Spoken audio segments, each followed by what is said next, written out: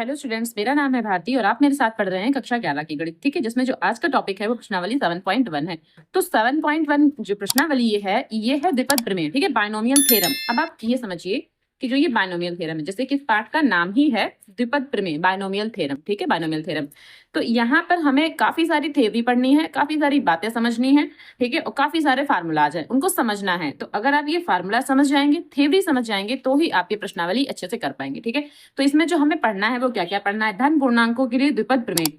हालांकि यहाँ धन पूर्णांकों के लिए लिखा हुआ है, लेकिन मैंने ऋण पूर्णांकों के लिए भी आपके लिए कुछ नोट्स बना दिए हैं। ठीक है, तो मैं आपको समझाऊंगी। अच्छा, इसके अलावा हमें जो पढ़ना है, हमें ये घातांक और गुणांक पढ़ने हैं। ठीक है, ये हमें समझना है कि क्या चीजें दे रखी हैं। इसके अलावा ये घातांक और गुणांक पढ़ने हैं, और ये पास्कल त्रिभुज के नियम से पढ़ने हैं। ठीक है, एंड इसके अलावा हमें जो पढ़ना है, हमें पढ़ना है ये गुणांक। ठीक है, ये गुणांक, ये घात और गुणांक, ये कैसे?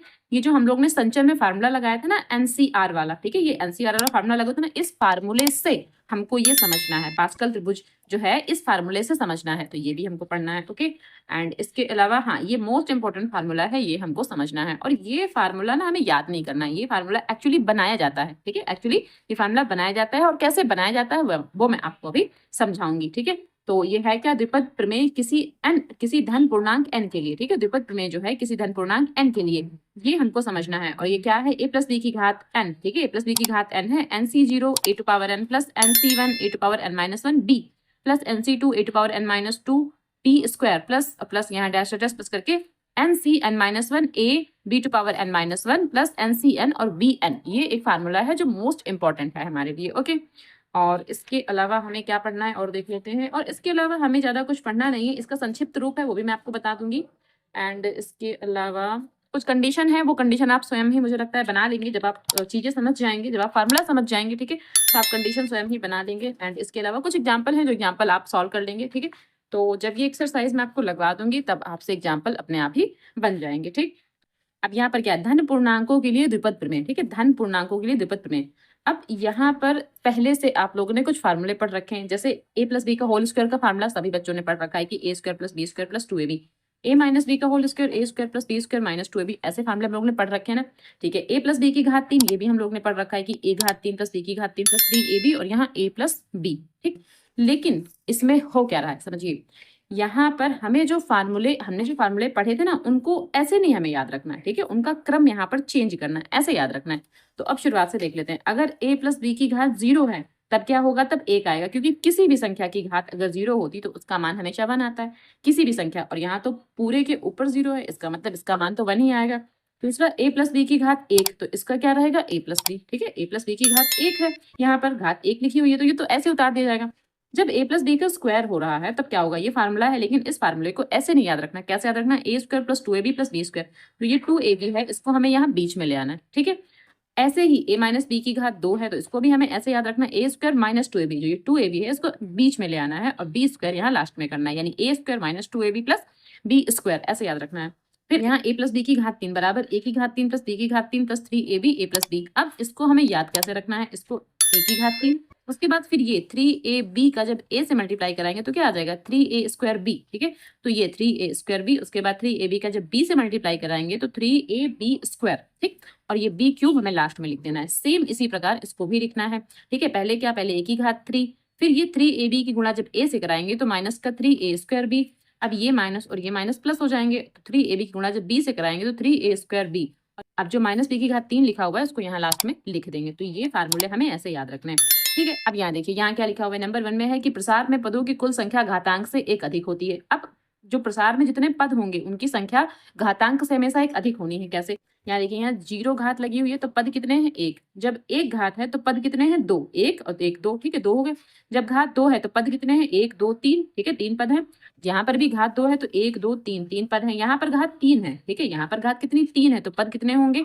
यहाँ देखिए 1 2 3 4। ठीक है, यहाँ 4 पद हो रहे हैं। इसी प्रकार यहाँ पर भी घात 3 है, तो यहाँ पर क्या है? 1 2 3 4। ठीक है, 4 पद हो रहे हैं, यानी कि घात अगर 3 है तो पद 4, घात अगर 4 है तो पद 5, घात अगर 7 है तो पद उसमें 8 बनेंगे। ठीक है, तो आपको ये याद रखना है कि जितनी घातें होती हैं पद उससे हमेशा एक अधिक ही लिखे जाते हैं। ठीक है, अब यहाँ एक चीज और समझिए कि यहाँ पर ये तो है धन पूर्णांक, ये भी धन पूर्णांक, लेकिन ये मैंने साथ साथ ऋण पूर्णांक भी लिख दिए। ये ऋण पूर्णांक है और ये भी हमारा ऋण पूर्णांक है। ठीक है, नंबर 2, अच्छा देखिए यहाँ पर क्या लिखा हुआ है कि प्रसार में ए की घातें एक क्रम में घट रही हैं, तो ए की घातें तो घट रही हैं जबकि बी की घातें बढ़ रही हैं। ठीक है, ए की घातें तो घट रही हैं जबकि बी की घातें बढ़ रही हैं। समझिए कैसे, देखिए यहाँ ए की घात 3 है, यहाँ ए की घात 2 है, यहाँ ए की घात 1 है। भाई ए की घात कुछ नहीं, इसका मतलब 1, और यहाँ ए है ही नहीं, इसका मतलब ए की घात 0। क्यों? क्योंकि ए की घात 0 का मतलब 1 होता है। तो जब यहाँ ए की घात 0 लिख सकते हैं, इसका मतलब यहाँ 1 भी लिख सकते हैं, और अगर 1 की बी के साथ मल्टीप्लाई कराएंगे तो फिर से बी ही तो आ जाएगा। इस वजह से यहाँ हमें ये समझ में आया कि यहाँ पर ए की घातें घट रही, ए की घात 3, फिर ए की घात 2, फिर ए की घात 1 और ए की घात 0। लेकिन बी की घातें क्या है? बी की घातें बढ़ रही। कैसे? देखिए यहाँ पर बी की कोई घात नहीं, मतलब यहाँ बी की घात 0 रहा होगा। ठीक है, बी की घात 0 का मतलब 1, तो यहाँ बी की घात 0 रहा होगा।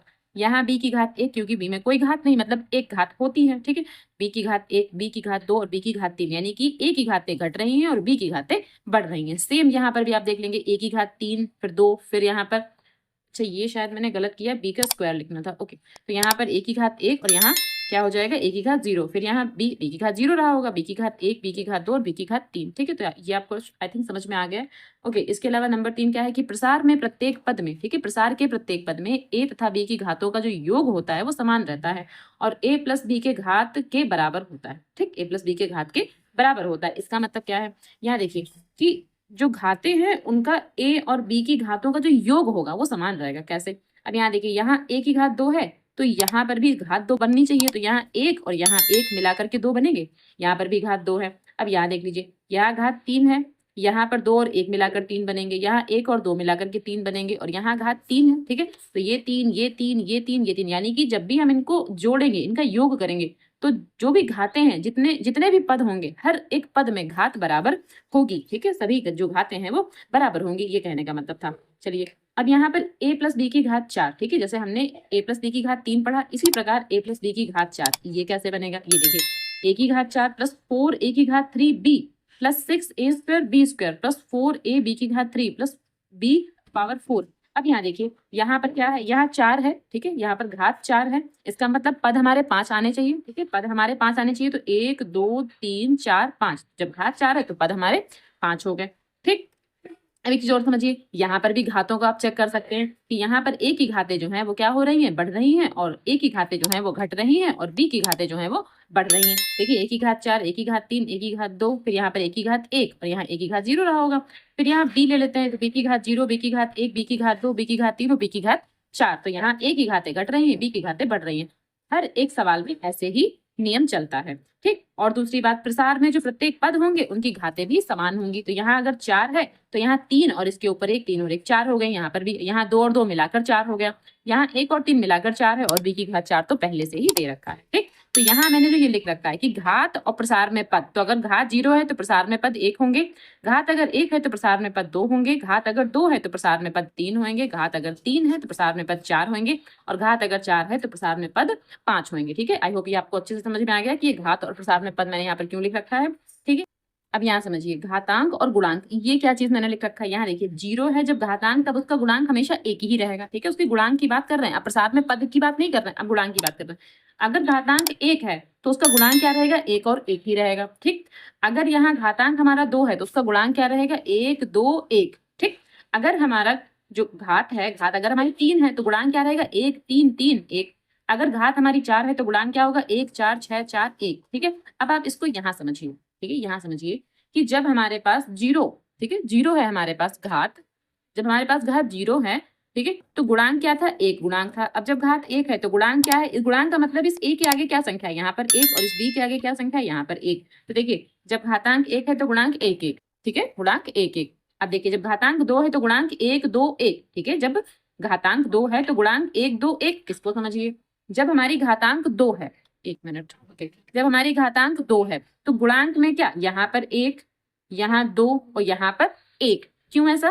क्योंकि यहाँ पर कोई टर्म ही नहीं लिखा है। जब कुछ लिखा नहीं होता तो उसको हम 1 मानते हैं। तो यहाँ पर 1, यहाँ 2 लिखा हुआ है, और यहाँ पर भी 1, तो 1 2 1। ठीक है, इसी प्रकार अब 3 की बात कर लेते हैं। जब घात 3 होगी तब गुणांक क्या बनेंगे हमारे? तब देखिए, यहाँ पर कितना? 1 3 3 1। ठीक है, समझ में आया कि 1 3 3 1 ऐसे चल रहा है। यहाँ पर देखिए, जब हमारे पास 3 था, ठीक है, ध्यान देखिए, जब हमारे पास 3 था तो 1 3 3 1 ये बन रहा है। ओके, अब जब 4 है तो क्या बन रहा है? 1 4 6 4 1। ये भी समझिए, ये देखिए यहाँ पर लिखा हुआ है कि जब हमारे पास घात 4 है तब गुणांक क्या है, गुणांक का मतलब ये जो ए और बी के आगे के टर्म होते हैं, ठीक है। तो एक यहाँ पर क्या, 1, यहाँ 4, यहाँ 6, यहाँ 4, यहाँ 1, ठीक है। तो गुणांक जो है 4 के लिए 1, 4, 6, 4, 1। लेकिन ये बन कैसे रहा है, देखिए ये कैसे लिखना है, एक यहाँ लिखा रहेगा, एक यहाँ लिखा रहेगा, ठीक है, समझिए ध्यान से। फिर एक यहाँ लिखा रहेगा और इन दोनों को जोड़ देंगे, ठीक है, इन दोनों को जोड़ देंगे तो ये लिख जाएगा 2 और एक ये यहाँ ऐसे लिखा रहेगा। फिर कैसे लिखेंगे, एक यहाँ चलता रहेगा, फिर इन दोनों को जोड़ देंगे तो ये लिख गया 3, फिर इन दोनों को जोड़ देंगे तो यहाँ पर भी 3 और फिर ये एक ऐसे ही चलता रहेगा। अब यहाँ एक ऐसे ही लिखा रहेगा, इन दोनों को जोड़ देंगे तो यहाँ हो जाएगा 4 और इन दोनों को जोड़ देंगे तो यहाँ हो जाएगा 6, फिर इन दोनों को जोड़ेंगे तो यहाँ 4 और ये एक ऐसे ही लिखा रहेगा। इसी प्रकार हम आगे भी बना सकते हैं। तो मेरे बनाने से पहले आप इसको सोचिए समझिए कि बन सकता है कि नहीं। देखिए यहाँ कैसे, 1 और इन दोनों को जोड़ देंगे तो कितना, 5, फिर इन दोनों को जोड़ देंगे तो 10, फिर इन दोनों को जोड़ देंगे तो 10 और फिर इन दोनों को जोड़ देंगे तो 5 और एक यहाँ ऐसे ही ये चलता रहेगा, ठीक है। आई होप ये आपको समझ में आया होगा। अब 6 की बात करते हैं तो एक तो यहाँ ऐसे ही लिखा रहेगा, फिर इन दोनों को जोड़ देंगे तो कितना, 6, फिर इन दोनों को जोड़ देंगे तो 15, फिर इन दोनों को जोड़ देंगे तो 20 और फिर इन दोनों को जोड़ देंगे तो कितना लिखेंगे, 15 और फिर इन दोनों को जोड़ देंगे तो 6 और एक यहाँ ऐसे ही चलता रहेगा, ठीक है। तो अगर घात 6 होगी तो उसमें गुणांक क्या बनेंगे, 1, 6, 15, 20, 15, 6, 1, ठीक। तो ये घातांक और गुणांक आपस में चल रहे हैं, ओके। तो आई होप ये चीज आपको समझ में आई हो, क्योंकि ये चीज हमारी यूज होने वाली है कहीं ना कहीं पर, ओके। अब यहाँ देखिए कि जो पास्कल त्रिभुज है, पास्कल त्रिभुज है क्या, कि यह संरचना एक त्रिभुज के आकार की लगती है। अगर हम इसको देखें ऐसे करके, ठीक है, ये पूरा ये ऐसे, ये पूरा ऐसे, तो ये एक त्रिभुज के तरह ही लग रहा है। तो यह संरचना एक त्रिभुज के आकार की लगती है। इसे फ्रांसीसी गणितज्ञ ब्लेज पास्कल के नाम पर पास्कल त्रिभुज कहते हैं। इसे पिंगल के मेरु प्रस्थ के नाम से भी जाना जाता है, ठीक है, इसे पिंगल के मेरु प्रस्थ के नाम से भी जाना जाता है, ओके। तो ये एक छोटी सी जानकारी थी आपके लिए, तो चाहे तो आप इसको पढ़ें या स्किप कर दें, वैसे जानेंगे तो अच्छा है, क्योंकि एक नंबर में कहीं ना कहीं जो एक नंबर वाला ऑप्शनल क्वेश्चन आता है उसमें या तो ये नाम पूछ देते हैं या फिर ये संरचना किस प्रकार की है वो पूछ देते हैं, ठीक है। तो इसमें से कुछ ना 1-2 पॉइंट पूछे जाते हैं। अब यहाँ देखिए पास्कल त्रिभुज है संचय के सूत्र द्वारा, ठीक है, पास्कल त्रिभुज को संचय के सूत्र द्वारा पढ़ना है तो कैसे, एनसीआर, और एनसीआर की वैल्यू क्या, n factorial upon r factorial n minus r factorial. यहाँ जहां पर जो r की वैल्यू है greater than r equals to 0, यानी कि 0 से बड़ी और उसके बराबर हो सकती है, और n से छोटी और उसके बराबर होगी, यानी r की जो वैल्यू है greater than r equals to 0 and less than r equals to n, ठीक है। अब यहाँ कुछ फार्मूले हैं जो मैंने पहले भी आपको बताए हुए थे, यहाँ पर भी मैं आपको बता दे रही हूँ कि अगर कहीं पर NC 0 है, n का मतलब यहाँ कोई भी संख्या हो सकती है, ठीक है। मान लीजिए यहाँ 10 है, 10C 0, उसका मान हमेशा 1 आएगा। यहाँ NC n है, यानी कि 10C 10 या फिर 9C 9, यहाँ पर कोई भी संख्या हो, n की कोई भी संख्या हो, अगर ये ऐसे लिखा हुआ है तो उसकी जो वैल्यू है हमेशा 1 ही आती है। ये मोस्ट इंपॉर्टेंट रहेगा आपके लिए, क्योंकि इससे काफी चीजें आपके लिए इजी हो जाएंगी, ठीक है। इस फार्मूले से काफी सारी चीजें आपके लिए इजी हो जाएंगी। कैसे, एनसीआर, और एनसीआर की जो वैल्यू रहेगी वो एनसी एन माइनस आर के बराबर होगी, ठीक है। एनसीआर की जो वैल्यू होगी वो एनसी एन माइनस आर के बराबर होगी। अब ये हम कैसे यूज कर सकते हैं, मान लीजिए हमारे पास कहीं दे रखा है NC2, ठीक है, NC2 दे रखा है और यहाँ हमारे पास दे रखा है NC5, तो NC2 और NC5 आपस में बराबर होंगे। ऐसा क्यों, क्योंकि देखिए NCR और यहाँ NCn माइनस आर, NC2 को हम क्या लिख सकते हैं, NC2 लिखा हुआ है तो n, ठीक है, n का मतलब ये 7 हो गया, और यहाँ क्या n माइनस आर, इसका मतलब क्या है, c लिखेंगे और यहाँ 7 में से 2 घटा देंगे तो क्या आएगा, 7C5 ही तो आ जाएगा, ठीक है, 7C5 ही तो आ जाएगा।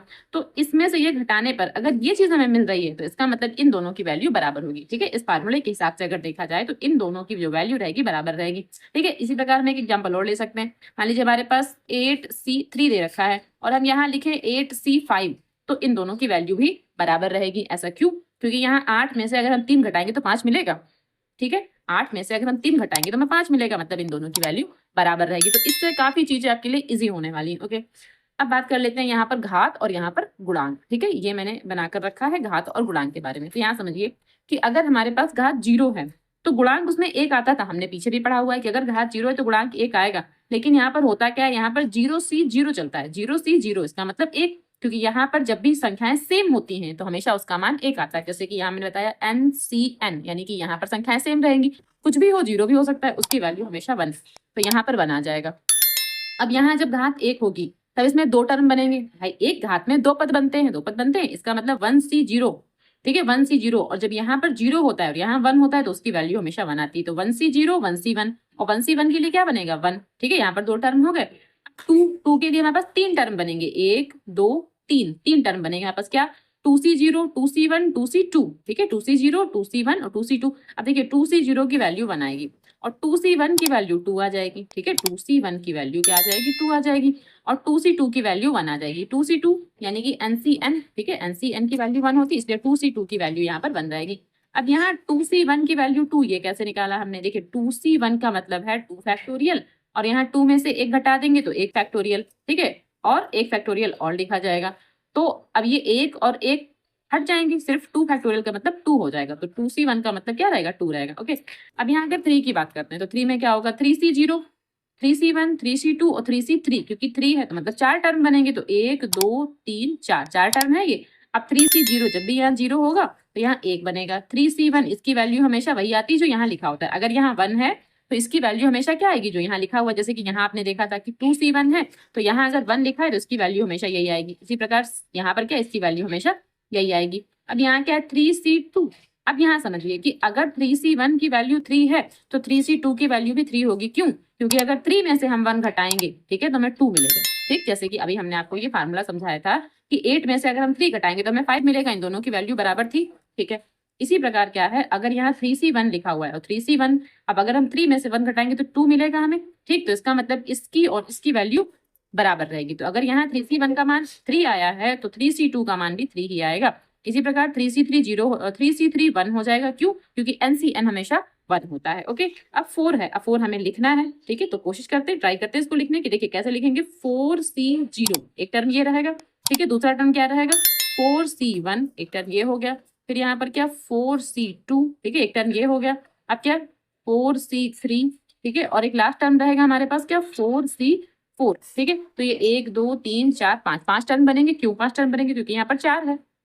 ठीक है, क्योंकि जब घात यहाँ पर 4 है तो यहाँ पर 5 टर्म बनेंगे, सीधी सी बात। अब देखिए 4C0 और 4C0 की वैल्यू क्या आएगी हमारे पास 1, ठीक है, और 4C1 की वैल्यू 4। मैंने अभी आपको बताया कि जब भी यहाँ 1 होता है तो इसकी वैल्यू क्या आएगी 4। अब अगर 4 में से 1 घटाएंगे तो क्या आएगा 3, इसका मतलब 4C3 की वैल्यू भी 4 ही आएगी। तो 4C3 यहाँ पर लिखा, इसकी वैल्यू 4 आएगी। ठीक है, इसकी वैल्यू 4 आएगी, इसकी नहीं आएगी, इसका चेंज रहेगा। और 4C4 इसका वैल्यू क्या रहेगी, इसकी वैल्यू हमेशा 1 ही रहेगी। ओके, अब बचा हमारा 4C2, इसको थोड़ा सॉल्व कर लेंगे। कैसे, यहाँ देखिए 4C2 तो क्या 4 फैक्टोरियल, या फिर ऐसे भी सोच सकते हैं, यहाँ पर 2 लिखा हुआ है, ठीक है, यहाँ पर 2 लिखा हुआ है तो इसको 2 बार लिखेंगे। कैसे, 4 और 3 2 बार कैसे लिखना होता है, एक बार कम करते हुए, यानी यहाँ 4 और 3 कम करते हुए लिखना है। ठीक है, सिर्फ 2 ही टर्म लिखने हैं लेकिन कम करते हुए, और 2 का 2 फैक्टोरियल, 2 फैक्टोरियल का मतलब 2 गुणे 1, इसको कट कर लेंगे तो यहाँ 2 आ गया। अब 3 दूनी कितना हो गया 6, तो यहाँ पर क्या आ जाएगा 6 आ जाएगा। ठीक है, तो 1 4 6 4 1 ये बन गया हमारे पास। अब अगर हम 5 की बात करते हैं तो उसको कैसे लिखेंगे, यहाँ समझिए कि यहाँ पर 5C0 एक टर्म ये रहेगा, दूसरा टर्म क्या रहेगा 5C1, ठीक है, एक टर्म हमारे पास ये रहेगा, और एक और टर्म क्या रहेगा 5C2, ठीक है, 5C2 रहेगा, फिर यहाँ पर 5C3 रहेगा, एंड हमारे पास क्या रहेगा 5C4 रहेगा, एंड 5C5 रहेगा। ओके, अब देखिए टर्म कितने बनने थे हमारे पास 5 है, मतलब हमारे पास 6 टर्म बनेंगे। 1 2 3 4 5 6, पूरे 6 के 6 टर्म बन रहे हैं। ठीक है, अब 5C0 और 5C0 का मतलब क्या आ जाएगा 1, और 5C1 की वैल्यू 5 आएगी, क्योंकि जब भी यहाँ पर 1 होता है तो यही संख्या यहाँ पर लिख दी जाती। अब अगर 5 में से हम 1 घटाएंगे तो कितना बचेगा हमारे पास 4 बचेगा, यानी 5C4। ठीक है, 5C4 की वैल्यू भी 5 ही आएगी, तो यहाँ पर है 5C4, इसकी वैल्यू भी क्या रहेगी 5 ही रहेगी। ओके, सिंपल सा है। अब यहाँ पर 5C5, इसकी वैल्यू 1 रहेगी। अब 5C2 और 5C3 बचा, इसकी बात करते हैं। अब यहाँ देखिए 5C2 बचा है हमारे पास, तो अगर हम कहें 5C2, जब यहाँ 2 है, ठीक है, जब यहाँ पर 2 है तो इसको 2 बार लिखेंगे कम करते हुए। कैसे, 5 और 4, ठीक है, 5 और 4 लिखेंगे। क्यों, क्योंकि यहाँ 2 है तो 2 बार लिखना है, 5 और 4 एक बार कम करते हुए, एक बार 5 एक बार कम करके 4, ठीक है, एक एक कम करते जाते हैं।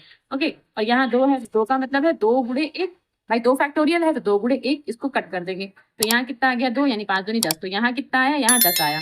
अब देखिए 5 में से अगर हम 2 घटाएंगे तो कितना बचेगा 3, यानी 5C3 की वैल्यू भी 10 ही आएगी, जो कि यहाँ पर लिखा हुआ है 5C3 की वैल्यू भी 10 आएगी। तो आई होप ये आपको अच्छे से समझ में आ गया होगा, और अगर हम ऐसे यहाँ पर 6 लिख दें तो मुझे लगता है आप लोग इसका कंप्लीट कर लेंगे, बना लेंगे। ठीक है, अब यहाँ पर जो फार्मूला, ठीक है, जो बुक में मैंने आपको फार्मूला बताया था वो यहाँ पर मैंने लिख दिया है, उसका संक्षिप्त रूप भी मैंने लिखा है कि द्विपद प्रमेय किसी धन पूर्णांक n के लिए। तो द्विपद प्रमेय जो है किसी धन पूर्णांक n के लिए ये कैसे लगाते हैं, a + b की घात n, NC0, देखिए वही चीज लिखी हुई है, NC0 NC1 NC2, ठीक है। अब यहाँ डैश डैश करके NCN-1 और फिर प्लस लगाकर NCN यहाँ तक गया। उसके बाद a की घात जो है n, फिर a की घात n-1। अब यहाँ ये समझिए कि a की घातें जो हैं वो घट रही हैं, तो a की घात n, फिर a की घात n-1, यहाँ a की घात n-2 और यहाँ a लिख देंगे, फिर यहाँ पर a को जो है हटा देंगे, यानी a की घात 0 रह गया होगा। ओके, b की घात है, यहाँ b है ही नहीं, इसका मतलब b की घात 0 रहा होगा, b की घात 0, b की घात 1, b की घात 2 और यहाँ b की घात n-1 और यहाँ b की घात n। ठीक है, इसका जो संक्षिप्त रूप है वो ये है a प्लस b की घात n। ठीक है, ये सिग्मा लगा हुआ है। सिग्मा का मतलब होता है अगर इस तरह का कुछ कोई सवाल आ जाए तो उसको हम जोड़कर आगे लिख सकते हैं। पहले ये टर्म लिखेंगे, प्लस लगाएंगे, फिर अगला टर्म लिखेंगे, फिर प्लस लगाएंगे, फिर अगला टर्म लिखेंगे, जो कंडीशन हमें दे रखी होगी उस कंडीशन के अकॉर्डिंग। ठीक, तो यहाँ पर समझिए, यहाँ सिग्मा ऑफ के 0 से लेकर के n तक, यानी के 0 से शुरुआत करेंगे और कहाँ n टर्म तक हमें जाना है, तो क्या n c K a to power n minus K b to power k। ठीक है, ये हमारे पास सूत्र रहेगा। ओके, और ये हमारा मोस्ट इंपॉर्टेंट सूत्र है जिससे हमारे सारे सवाल बनने वाले हैं। ओके, अब हम एक एग्जाम्पल लेके चलते हैं। मान लीजिए हमारे पास एक एग्जाम्पल दिया हुआ है, ठीक है, इसको हमें लिखना है, तो इसको कैसे लिखेंगे? अब यहाँ पर घात 7 लिखा हुआ है। ठीक, सबसे पहले क्या लिखेंगे? 7c0। ठीक है, फिर क्या 7c1 और यहाँ मैं थोड़ा स्पेस छोड़ छोड़ के लिख रही हूँ, ठीक है, क्योंकि यहाँ पर हमें और भी चीजें लिखनी है। फिर यहाँ 7c1, ठीक है, फिर क्या 7c2 और फिर क्या 7c3। ठीक है, फिर यहाँ ले लेते हैं plus 7c4 plus 7c5 plus 7c6 और प्लस 7c7। ठीक है, देखिए 7 है, मतलब हमें 8 टर्म लिखने हैं, तो कैसे 1 2 3 4 5 6 7 8, 8 टर्म हो गए हमारे पास। ओके, ये तो ठीक है। अब यहाँ a की घातें जो है वो घटेंगी, यही तो मैंने आपको समझाया था कि a की घातें हमेशा घटती हैं, तो यहाँ पर a की घात क्या रहेगा? 7। यहाँ a की घात, एक मिनट, यहाँ c बना हुआ है। ओके, यहाँ a की घात 6 रहेगा, फिर a की घात 5 रहेगा, यहाँ a की घात 4 रहेगा और यहाँ a की घात 3 रहेगा, यहाँ a की घात 2 रहेगा और यहाँ a की घात 1 रहेगा। और एक घात हम नॉर्मली लिखते नहीं है, तो यहाँ a लिखकर या तो 1 आप लगा दीजिए या हटा दीजिए। ठीक है, यहाँ a की घात 0 और a की घात 0 का मतलब क्या होता है? 1। ठीक है, a की घात 0 तो a की घात 0 का 1, इसलिए यहाँ पर हम लिखेंगे नहीं, इसको छोड़ देंगे। अब यहाँ से शुरुआत करेंगे, यहाँ क्या हो जाएगा? यहाँ देखिए b की घात 0, भाई 0 से शुरू करेंगे, तो b की घात 0, या आप ये ना लिखें, सीधे यहाँ पर 1 लिख दें, या 1 भी ना लिखें, इसको छोड़ दें। यहाँ से शुरू करेंगे क्या? b की घात 1, b की घात 2। अब देखिए b की घातें बढ़ रही हैं, यहाँ पर b की घात 2, b की घात 3। ठीक है, फिर क्या? b की घात 4, b की घात 5 और b की घात 6 और यहाँ b की घात 7। ठीक है, क्या आपको समझ में आया? अब इसको हमें सॉल्व करना है, तो कैसे सॉल्व करेंगे? 7c0 का मतलब क्या रहेगा? हमारे पास 1 रहेगा। ओके भाई, जब भी यहाँ 7 लिखा हो या फिर कोई संख्या लिखी हो, जब भी यहाँ 0 दे रखा होगा तो क्या लिखेंगे? 7c0 है तो यहाँ 1 लिखेंगे। जब भी यहाँ 0 होगा तो हमेशा 1 ही आता है। ठीक है, 4c0 हो, 5c0 कुछ भी हो, यहाँ 1 आएगा। ओके, अब यहाँ a की घात 7 लिखा हुआ है, a की घात 7 लिख देंगे। यहाँ b की घात 0 का मतलब 1, तो ये हटा दिया हमने। ठीक है, फिर प्लस, अब यहाँ क्या? 7c1, जब यहाँ 1 होता है तो ये ऐसे ही उतार दिया जाता है, और a की घात 6 और b की घात 1 का मतलब b। ठीक है, प्लस अब यहाँ क्या? 7c2 और 7c2 की इसकी वैल्यू निकालते हैं। कैसे? यहाँ 7 है, यहाँ c है, 2 है, इसका मतलब इसको हमें 2 बार लिखना है। ठीक है, समझिए, यहाँ 2 है, 7c2 है, मतलब 7 को 2 बार लिखेंगे, कम करते हुए, पहले 7 फिर 6 और अपॉन में 2 फैक्टोरियल, यानी कि 2 मल्टीप्लाई 1। 2 फैक्टोरियल का मतलब है 2 मल्टीप्लाई 1, इसको कट कर देंगे, तो यहाँ कितना आ जाएगा? 7 3 21, तो यहाँ क्या लिखेंगे? 21। ठीक है, ये टर्म लिख रहे थे, और यहाँ पर क्या? a की घात 5 और b की घात 2, प्लस अब ये वाला टर्म लिखना है। अब यहाँ देखिए 7c3, तो यहाँ पर क्या है? 7c3, यानी कि इसको 3 बार लिखना है। कैसे? 7 6 और 5, 3 बार लिख लिया, और यहाँ 3 का फैक्टोरियल, तो 3 मल्टीप्लाई 2 मल्टीप्लाई 1, 3 का फैक्टोरियल लिखना है नीचे, तो 3 मल्टीप्लाई 2 मल्टीप्लाई 1। अब ये 3 दूनी 6, 6 से 6 कट गया, तो क्या आया? 7 बने 35, तो यहाँ आया 35 और यहाँ क्या? a की घात 4 और b की घात 3। ठीक है, ये वाला हो गया। अब ये टर्म लिखना है। अब यहाँ समझिए 7c4, अगर हम 7 में से 3 घटाएंगे तो ठीक है, तो 4 ही तो बचेगा। अगर हम 7 में से 3 घटाएंगे तो 4 बचेगा, इसका मतलब 7c3 और 7c4 की वैल्यू बराबर रहेगी, तो यहाँ पर भी क्या आ जाएगा? 35, क्योंकि ये और ये सेम है, तो जब इसका 35 तो यहाँ पर भी 35, और a की घात 3 और b की घात 4 हो जाएगा। अब ये बचा। अब 7c5, तो यहाँ देखिए 7c2 और 7c5 बराबर होंगे, क्यों? क्योंकि 7 में से अगर 2 घटाएंगे तो 5 बचेगा, तो 7c2 7c5 बराबर होंगे, और 7c2 की जो वैल्यू आई थी वो कितनी आई थी? 21 आई थी, तो यहाँ पर भी हमें क्या लिखना है? प्लस 21, और ये लिखना है क्या? a² और b की घात 5, ये लिख दिया हमने। अब ये वाला टर्म बचा, तो 7c6 की वैल्यू 7c1 के बराबर होगी, क्यों? क्योंकि यहाँ पर 1 है और यहाँ 6 है, तो 7 में से अगर हम 1 घटाएंगे तो 6 बचेगा, इसका मतलब इसकी और इसकी वैल्यू बराबर रहेगी। जब इसकी वैल्यू 7 आई थी तो यहाँ पर भी हमें इसकी वैल्यू 7 ही लिखना है, 7a b की घात 6। ठीक है, अब यहाँ क्या? 7c7, इसकी वैल्यू 1, और ये क्या? b की घात 7। ठीक है, ये कंप्लीट हो गया। अब जो ये 1 बना हुआ है यहाँ पर, जो ये 1 है, इसको हम हटा देंगे अगले स्टेप में, और ये हमारा कंप्लीट हो गया। तो इस तरह से क्वेश्चन अगर आप करेंगे तो आपके लिए काफी इजी होने वाला है। ठीक है, तो चलिए अब एक्सरसाइज लगाते हैं। अब प्रश्नावली 7.1 है, इसमें क्या है, प्रश्न 1 से 5 तक प्रत्येक व्यंजक का प्रसार कीजिए। जितने भी व्यंजक हमें यहाँ दे रखे हैं इनका सबका हमें प्रसार करना है। ठीक है, तो सबसे पहला सवाल है 1 - 2x की घात 5। ठीक है, अब यहाँ पर ये हमने लिख लिया, अब इसको हमें प्रसार करना है। तो प्रसार अभी मैंने आपको समझाया, सिंपल सी बात है। कैसे, यहाँ 5 है तो हमारे पास 6 टर्म बनेंगे, और 6 टर्म कैसे लिखेंगे, 5c0। ठीक है, फिर यहाँ 5c1, फिर यहाँ 5c2। ठीक है, फिर यहाँ 5c3, बाकी यहाँ लिख लेते हैं क्या, 5c4, 5c5। ठीक है, तो 6 टर्म हमारे कंप्लीट हो गए। भाई 5 है तो 6 टर्म बनने चाहिए, 1 2 3 4 5 6 टर्म हो गए। अब यहाँ ये आपको ध्यान देना है कि यहाँ प्लस है कि माइनस है, यहाँ पर माइनस है। ठीक है, तो आपको ध्यान देना है कि पहला टर्म छोड़कर दूसरे में यहाँ माइनस लगाना है। ठीक है, पहला टर्म छोड़ के दूसरे में माइनस लगाना है, तीसरा छोड़ के चौथे में माइनस लगाना है।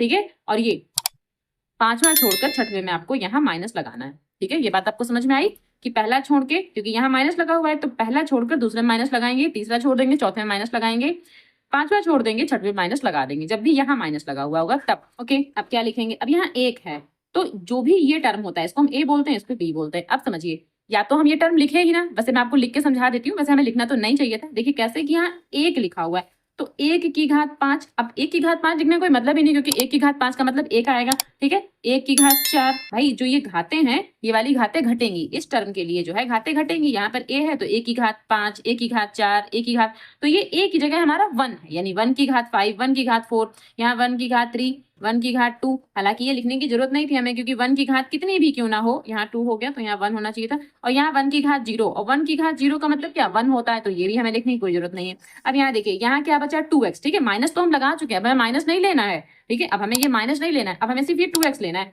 तो क्या 2x, और यहाँ पर 2x की घात 0, या फिर ये वाला आप टर्म लिखे ही ना, यहाँ पर सीधे आप 1 लिख सकते हैं, क्योंकि किसी की घात 0 का मतलब 1, तो या तो ये आप टर्म लिखे ही ना, यहाँ 0 लिख सकते हैं। बस मैं आपको समझाने के लिए बता रही हूँ कि चीजें ऐसे चलती हैं।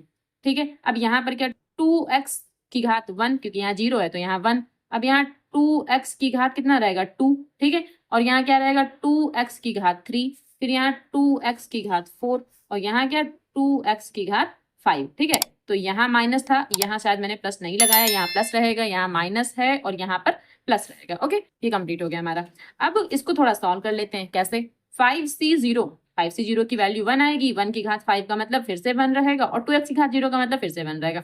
अब 5c1 का मतलब 5 रहेगा, 1 की घात 4 मतलब ये 1 रहेगा, और 2x की घात 1 का मतलब ये 2x रहेगा, प्लस यहाँ क्या 5c2। और 5c2 की वैल्यू कैसे निकालेंगे, देखिए 5c2 या इसकी वैल्यू अगर आपको याद है, ठीक है, गुणांक मैंने आपको समझाए थे, अगर गुणांक याद है तो 1 5 10 ऐसे करके अगर आपको याद है तो लिख सकते हैं, नहीं याद है तो आप निकाल लें फटाक से। 5c2, और 5c2 का मतलब क्या, देखिए यहाँ 2 लिखा है, मतलब इस संख्या को 2 बार लिखना है, एक कम करते हुए। कैसे, 5 और 4 लिखना है, 2 लिखना है, 2 गुणे 1, 2 का फैक्टोरियल करना होता है। ठीक है, तो इसको कट कर देंगे, यहाँ से क्या 5 दूनी 10 आ जाएगा, तो यहाँ 10 आ जाएगा। ठीक है, ये हम इसकी वैल्यू लिख रहे हैं, 10 आ जाएगा। 1 की घात 3 का मतलब 1 रहेगा, और 2x की घात 2, तो 2 दूनी 4, यहाँ 4x स्क्वायर, ये माइनस लगा देंगे। अब 5c3, अब 5c2 और 5c3 दोनों इक्वल होंगे, क्योंकि यहाँ 5 में से अगर 2 जाएगा तो 3 बचेगा, तो इसकी और इसकी वैल्यू बराबर रहेगी। तो यहाँ पर क्या 10, 1 की घात 2 का मतलब 1, और यहाँ 2 की घात 3 यानी कि 8, और x की घात 3, तो ऐसे लिखा रहेगा, और 2 की घात 3, 2 दूनी 4 दूनी 8। ठीक है, प्लस अब ये वाला टर्म 5c4 और 5c1 दोनों की वैल्यू इक्वल रहेंगी, क्योंकि 5 में अगर 1 जाएगा तो 4 बचेगा, तो 5c1 और 5c4 दोनों की वैल्यू बराबर रहेंगी। तो इसको कैसे लिखेंगे, यहाँ देखिए इसकी वैल्यू 5 आएगी और इसकी वैल्यू भी 5 आएगी, 5, और यहाँ 1 की घात 1 का मतलब 1, और 2x की घात 4, 2 की घात 4 का मतलब 32, 2 दूनी नहीं 16, 2 दूनी 4 दूनी 8 दूनी 16। ठीक है भाई, 2 की घात 4 का मतलब 16, 2 दूनी 4 दूनी 8 दूनी 16, और x की घात 4। ठीक है, अब यहाँ माइनस लगा के 5c5, और 5c5 का मतलब क्या है, यहाँ पर आ जाएगा 1। ठीक है, 5c5 का मतलब n, क्योंकि LCN का मतलब 1 होता है। ठीक, 1 की घात 0 का मतलब क्या रहेगा, 1 रहेगा, और 2 की घात 5 ये हो जाएगा 32, और यहाँ x की घात 5 का मतलब x लिखा रहेगा। तो ये हमने सॉल्व कर लिया।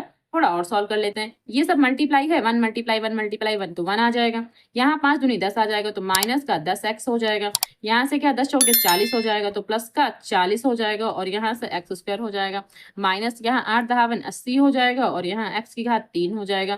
ठीक है, x की घात 3 हो जाएगा, फिर यहाँ प्लस, यहाँ 16 पंचे 80 हो जाएगा, और यहाँ पर क्या हो जाएगा 32 का x से गुणा करेंगे तो माइनस का 32x की घात 5, और ये हो गया आपका आंसर। ठीक है, तो क्वेश्चन नंबर 2 है 2/x माइनस x/2 की पावर 5, इसको हमें सॉल्व करना है। ठीक, तो चलिए क्वेश्चन मैंने नोट डाउन कर लिया है। अब यहाँ पर भी सेम वही तरीका जो मैंने अभी ऊपर लगाया था, कैसे, मैं थोड़ा नीचे से लिखती हूँ, यहाँ से कैसे 5c0, उसके बाद क्या 5c1, फिर क्या 5C2, क्योंकि यहाँ 5 है तो ये टर्म तो हमें बनाने ही बनाने हैं। उसके बाद क्या 5C3 एंड 5C4, एक लास्ट में यहाँ लिख लेते हैं 5C5। हमारे पास 6 टर्म होने चाहिए थे, तो 1 2 3 4 5 6 टर्म पूरे कंप्लीट हो गए, क्योंकि यहाँ पर 5 है तो 6 टर्म तो आएंगे, सीधी सी बात है। ठीक, अब कैसे लिखना है, अब जो ये है इसको हम a मानते हैं, इसको b मानेंगे। यहाँ से क्या a की जो घातें हैं, a का मतलब मुझे यहाँ लिखना था 2/x। ओके, जो a की घातें हैं वो क्या होंगी, घटेंगी, a की घातें घटेंगी, मतलब यहाँ पर 5, फिर क्या 2/x, यहाँ पर कितना 4, और यहाँ 2/x, यहाँ पर कितना 3। ठीक है, इसकी घातें घट रही हैं। फिर यहाँ पर 2/x और यहाँ पर क्या हमारा रहेगा 2, और यहाँ 2/x और 1, इसको छोड़ देंगे भाई, 0 लिखेंगे नहीं, 2/x की घात 0 लिखेंगे नहीं, छोड़ देंगे। अब यहाँ देखिए, जब यहाँ माइनस है, ठीक है, मैंने अभी आपको ऊपर समझाया था, यहाँ माइनस है तो पहला छोड़ के दूसरे में माइनस करना है। ठीक है, फिर क्या करना है, दूसरा ये वाला हमको छोड़ देना है, इसमें माइनस लगा देना है, ये छोड़ देना है, इसमें माइनस हमको यहाँ पर लगा देना है, और जो हमने छोड़े इसमें प्लस कर देना है, और हमें इसमें प्लस कर देना है, जो हमने छोड़े थे उसमें हमें प्लस कर देना है। ठीक है, अब देखिए यहाँ पर क्या, ये जो बचा x/2 बचा है हमारे पास, इसमें क्या करना है, इसकी ना घातें बढ़ते हुए क्रम में लिखना है, यानी कि यहाँ 0 या फिर ये टर्म छोड़ देते, ना लिखते 0। ठीक, यहाँ पर क्या x/2 की घात 1, यहाँ x/2 की घात 2, और यहाँ x/2 की घात 3, और यहाँ x/2 की घात कितना 4, और यहाँ x/2 की घात क्या 5 रहेगा। ओके, ये चीज आपको समझ में आई। ठीक, अब इसको सॉल्व करेंगे। 5C0 की वैल्यू 1, अभी मैंने आपको समझाया था।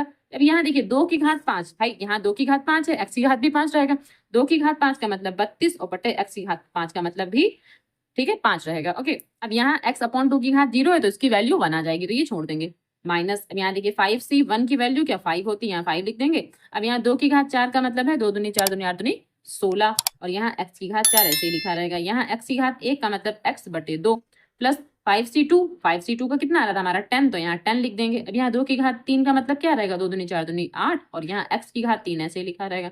यहाँ x का स्क्वायर और 2 दूनी 4। ठीक, अब यहाँ 5C2 दोनों बराबर होंगे, इसका मतलब 10, और यहाँ 2 की घात 4, यहाँ x स्क्वायर, यहाँ x की घात 3, ठीक है, और यहाँ 2 की घात कितना हो जाएगा 8 हो जाएगा, 2 की घात 3 का मतलब 8 हो जाएगा। ठीक है, प्लस यहाँ 5C4 है, और 5C4 का मतलब क्या 5। ठीक है, 5C4 का मतलब 5, अभी मैंने यहाँ लगाया 5C1, जो 5C1 होगा वही 5C4 हो जाएगा, ये 5 हो गया, और ये 2/x, इसकी घात कितना 1 है, तो ये 2/x ऐसे ही लिखा रहेगा, और यहाँ x/2 की घात 4 लिखा हुआ है, तो x की घात 4 और 2 की घात 4 का मतलब कितना 16 हो जाएगा, माइनस 5C5 की वैल्यू 1 हो जाएगी।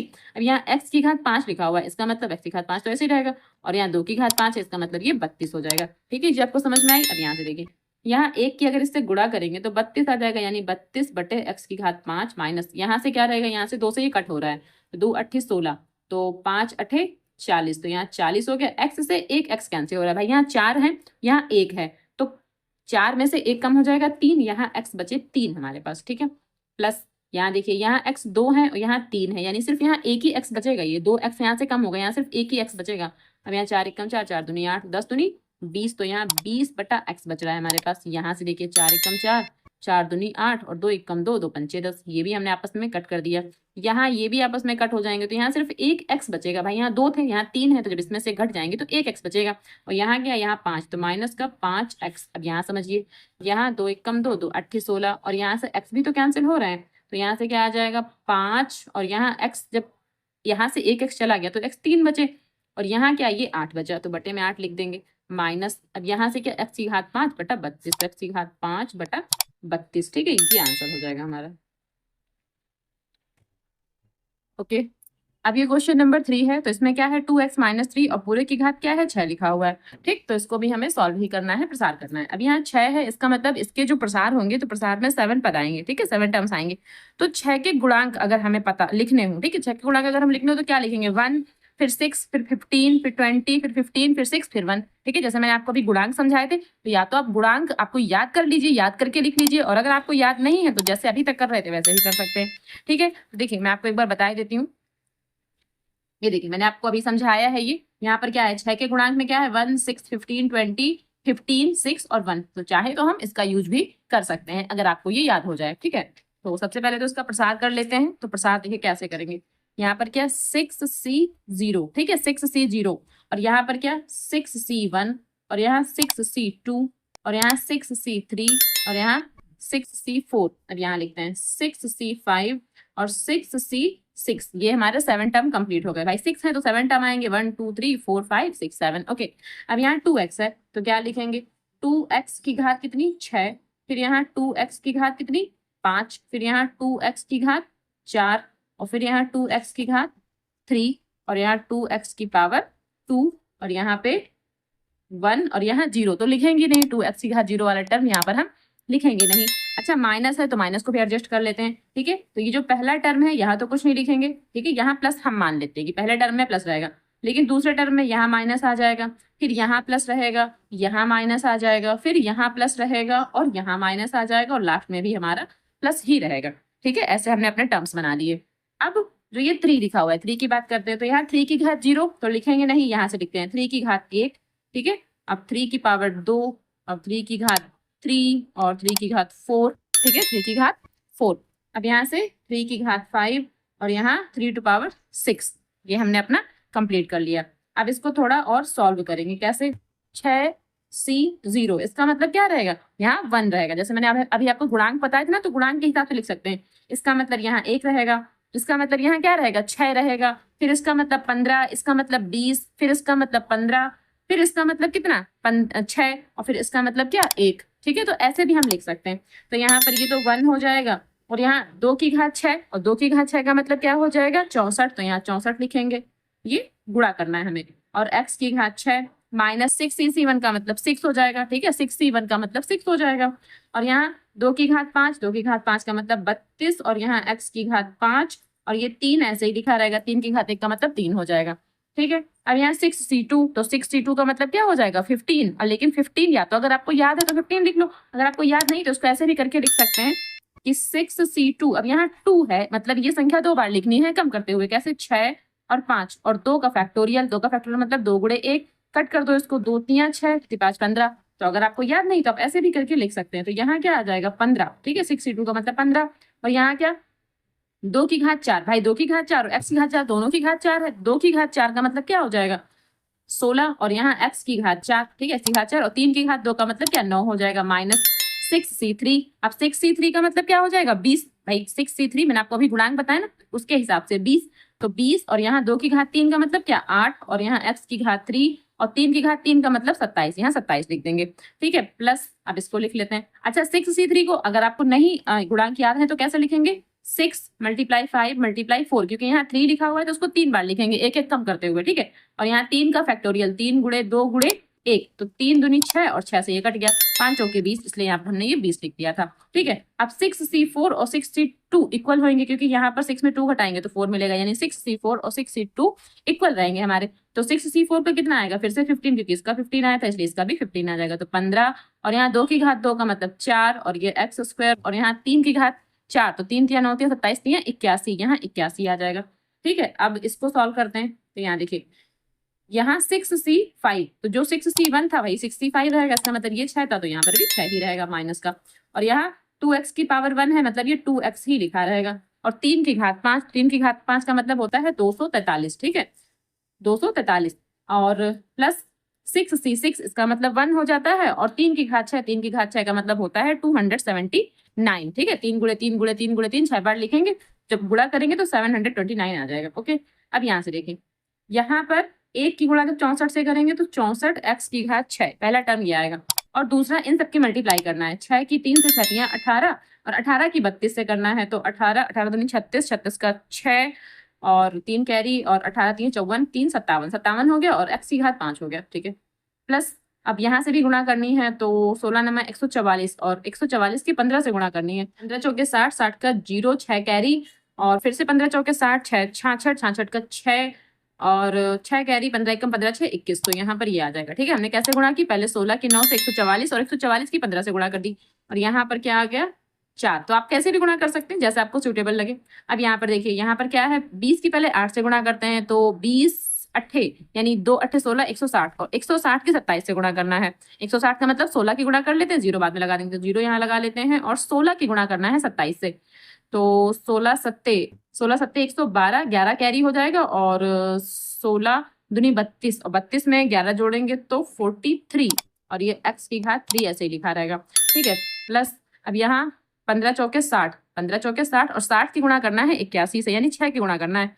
तो 0 लगा लेते हैं, फिर 6 एक कम 6 और 6 अठे 48, तो यहाँ पर आ जाएगा ये, और ये एक्स स्क्वायर, ठीक है, ये एक्स स्क्वायर। ओके, अब ये वाला टर्म बचा, यहाँ पर 6 दूनी 12 और 12 की गुणा करना है इससे 243 से, तो 12 3 36, 36 का 6, 3 कैरी, 12 चौके 48 और 48 में 3 जोड़ेंगे तो 51, 51 का 1, 5 कैरी और 12 दूनी 24 और 24 5 29, तो ये हो जाएगा और ये x जो है ये लिखा रहेगा। ओके, एंड यहाँ माइनस है तो माइनस भी लगा देंगे, और ये प्लस, प्लस का कितना 729, ये हमारा आंसर हो जाएगा। ओके, तो ये हमारा फाइनल आंसर आया, ठीक है। अब ये क्वेश्चन नंबर 4 है, ठीक है, x/3 + 1/x और पूरे की घात 5 दे रखा है, तो इसको भी हमें प्रसार ही करना है। तो कैसे लिखेंगे, यहाँ से देखिए, यहाँ सबसे पहले 5 लिखा है, इसका मतलब 5c0, ठीक है, 5c0 plus 5c1 plus 5c2 plus 5c3 plus 5c4 plus 5c5। तो जब यहाँ 5 है तो 6 टर्म आएंगे और हमारे 6 के 6 टर्म इसमें लिखे हुए हैं, ठीक है, 1 2 3 4 5 6। ओके, अब यहाँ x/3 है तो यहाँ x/3 इसको हम a मानेंगे, ठीक है, इसको a, तो a की घातें क्या होंगी, घटेंगी, यहाँ 5, फिर यहाँ घात कितनी रहेगी 4 और फिर यहाँ घात कितनी रहेगी 3, ठीक है, x/3 की घात 3 और यहाँ x/3 की घात क्या 2 और यहाँ x/3 की घात 1, ठीक है, और यहाँ x/3 की घात 0, वो हम छोड़ देंगे। अब यहाँ से क्या, यहाँ 1/x है तो 1/x की घात 0, या फिर ये टर्म ना ही लिखते, ठीक है। अब यहाँ से 1/x की घात 1, फिर 1/x की घात 2 और यहाँ 1/x की घात कितनी 3, फिर यहाँ 1/x की घात कितनी 4 और यहाँ 1/x की घात 5। तो ये हमने कंप्लीट कर लिया, और यहाँ सब जगह प्लस ही रहेगा क्योंकि जब यहाँ प्लस है तो प्लस रहेगा। ओके, अब 5 से 0 का मतलब क्या होता है 1, तो यहाँ 1 लिख लेंगे। अब x की घात 5 तो ये ऐसे ही लिखा रहेगा, और 3 की घात 5, ठीक है, 3 की घात 5 तो 3 3 9 27 3 81 3 243 243। यहाँ ये 0 घात है ना, तो ये पूरे का मान 1 हो जाएगा, या फिर हम ये टर्म लिखते ही नहीं यहाँ पर, तो यहाँ पर 1 प्लस 5c1, 5c1 का मतलब 5 हो जाएगा, और यहाँ x की घात 4 और 3 की घात 4 का मतलब 81, 3 3 9 27 3 81, और यहाँ 1/x क्योंकि घात 1 है तो 1/x ही रहेगा। अब यहाँ 5c2 और 5c2 का मतलब क्या आएगा 10, ठीक है, क्योंकि 5 × 4, हम इसको अगर ऐसे भी करें तो 5 × 4 अपॉन 2 फैक्टोरियल यानी कि 2 × 1, ये क्या आ जाएगा 10 आ जाएगा यहाँ से। तो यहाँ क्या लिखेंगे 10 और फिर उसके बाद x की घात 3 और यहाँ 3 की घात 3, तो 3 की घात 3 3 3 9 27, यहाँ 27 आ जाएगा, और यहाँ 1/x², देखो 1 का स्क्वायर 1 ही रहेगा, x का स्क्वायर x² हो जाएगा, प्लस यहाँ 5c3 5c2 और 5c3 की वैल्यू इक्वल आएगी, जब यहाँ 10 तो फिर यहाँ भी 10, तो यहाँ 10 और यहाँ x² और 3 की घात 2, 3 की घात 2 का मतलब 9 और यहाँ 1/x की घात 3, ठीक है। अब यहाँ देखिए ये वाला टर्म 5c4, तो 5c1 जो वैल्यू थी कितना 5 आया था, तो 5c4 की वैल्यू भी 5 आएगी, तो 5 और यहाँ x/3, ठीक है, और यहाँ से 1/x की घात 4 प्लस 5c5 की वैल्यू 1 आ जाएगी, और यहाँ 1/x की घात 5 आ जाएगा, ठीक है। आप कैसे लिखेंगे, यहाँ देखिए x की घात 5/243 ये लिखेंगे। इसके बाद यहाँ क्या लिखेंगे, यहाँ 1x से 1x कैंसिल हो जाएगा, तो ये बचेगा क्या 5/81 और x की घात 3 बचेगा यहाँ पर, ठीक है। और यहाँ से क्या बचेगा, यहाँ x 2 है तो यहाँ से भी 2 कैंसिल हो जाएंगे, सिर्फ 1x बचेगा, और क्या बचेगा 10/27, तो 10/27 और x बचेगा यहाँ पर, ठीक है। यहाँ से क्या बचेगा, यहाँ से 10/9 बचेगा, और यहाँ क्या x² है तो इससे कैंसिल हो जाएगा, नीचे 1x बचेगा, तो ये क्या बचेगा 10/9 और यहाँ 1/x, या तो 1/x लिखे ऐसे करके, या फिर 10/9x, या तो ऐसे पूरा करके 10/9x ऐसे भी लिख सकते हैं, ठीक। अब यहाँ देखिए यहाँ क्या, यहाँ 1x से 1x कैंसिल होगा तो 3x तो बचे नीचे, तो यहाँ पर क्या लिखेंगे 5/3x3, ठीक है, 3x3 यानी कि 3x की घात 3 ऐसे लिखेंगे। 5 तो ये बचा है तो 5 तो यहाँ लिख देंगे, और 3x 1x कैंसिल हो गया तो 3x तो बचे, तो 3x की घात 3 प्लस यहाँ क्या 1/x की घात 5, 1/x की घात 5, ठीक है, ये ऐसे लिख देंगे, और ये हमारा आंसर हो जाएगा कंप्लीट। ओके, अब ये क्वेश्चन नंबर 5 है x + 1/x⁶, ठीक है, पूरे की घात 6 है, तो इसको भी सेम इसी प्रकार करना है, और इसमें 7 टर्म बनेंगे, तो यहीं से लिख लेते हैं।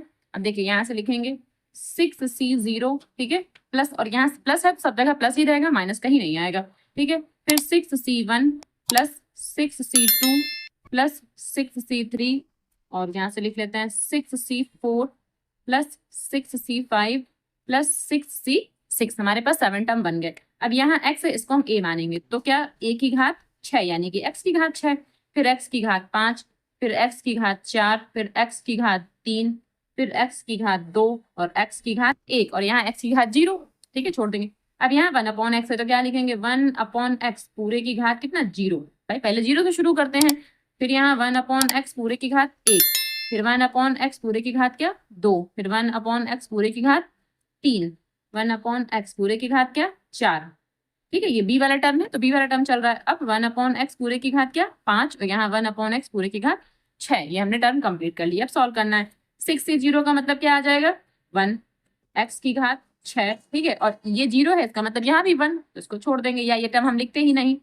और 6c1, और 6c1 का मतलब क्या रहेगा 6, तो यहाँ 6 लिखेंगे। अब यहाँ x की घात 5 है और गुणे 1/x है। भाई 1 है घात, तो इसका मतलब 1/x लिखा जाएगा। ओके, और यहाँ 6c2, तो 6c2 का मतलब क्या आ जाएगा 15। ठीक है, या फिर आपको अगर याद नहीं तो 6c2 ऐसे कर सकते हैं कि 6c2 तो कैसे 6 और 5 और यहाँ 2 तो 2 फैक्टोरियल यानी 2 गुणे 1, तो कट कर देंगे तो 3 बचे 15। ठीक है, ऐसे भी कर सकते हैं। तो यहाँ क्या आ जाएगा 15, तो 6c2 का मतलब क्या 15, x की घात 4 और यहाँ 1/x स्क्वायर ऐसे लिखेंगे। ठीक है, 1 का स्क्वायर 1 और x का square x square, plus 6c3, और 6c3 का मतलब क्या हो जाएगा 20, तो यहाँ पर 20।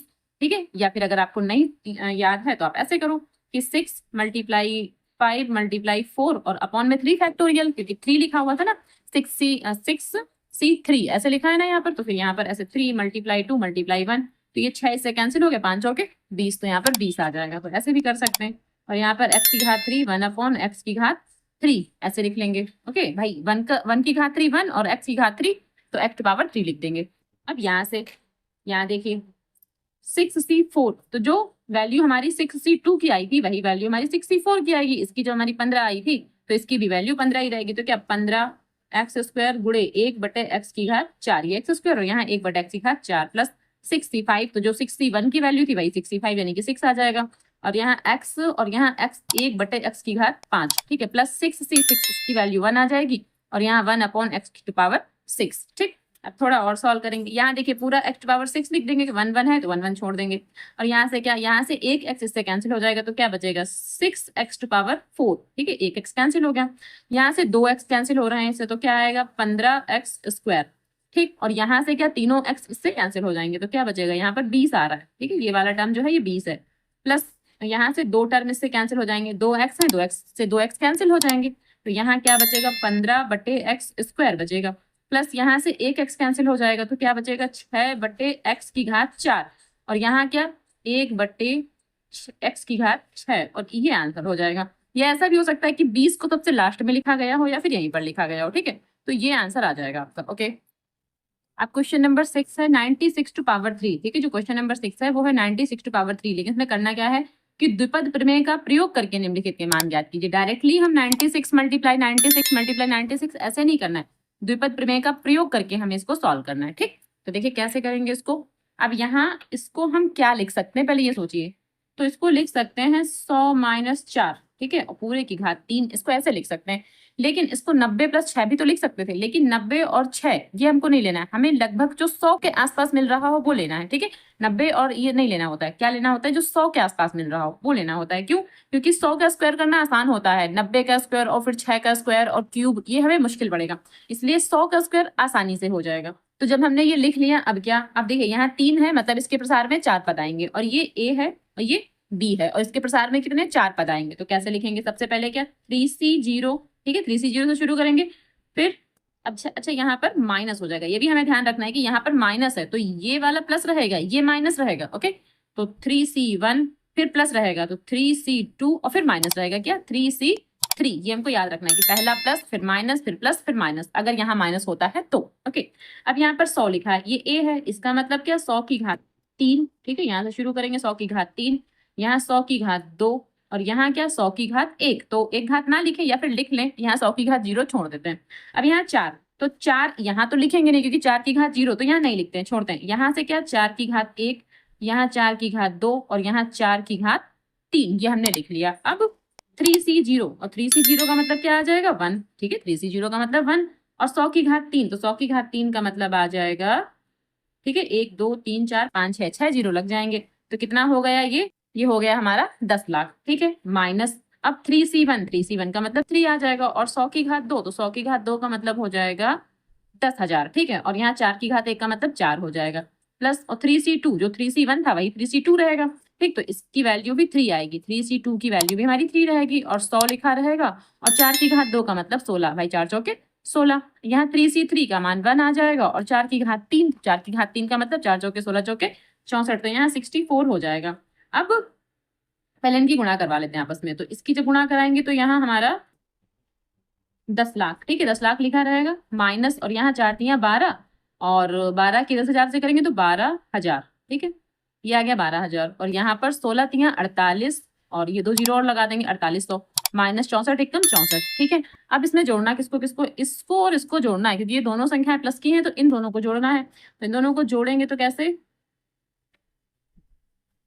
ठीक है, कुछ इतना आएगा, जब इन दोनों को जोड़ेंगे तो कुछ इतना आ जाएगा।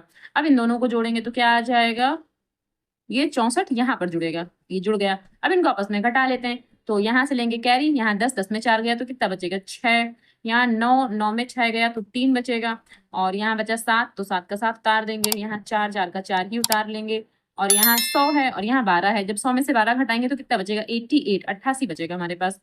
तो ये हमारा कुछ आंसर आना चाहिए, ओके। अब ये क्वेश्चन नंबर 7 है, 102 उसकी घात कितनी है 5, ठीक है, 102 की घात 5 है, तो इसका भी हमें प्रसार करना है, ओके। तो चलिए लगाते हैं इसको। अब देखिए 102 है, इसको हम क्या लिख सकते हैं, इसको लिख सकते हैं 100 प्लस 2 की घात 5। यहाँ 5 है, इसका मतलब इसके प्रसार में 6 टर्म आएंगे, ठीक है, 6 पद आ जाएंगे।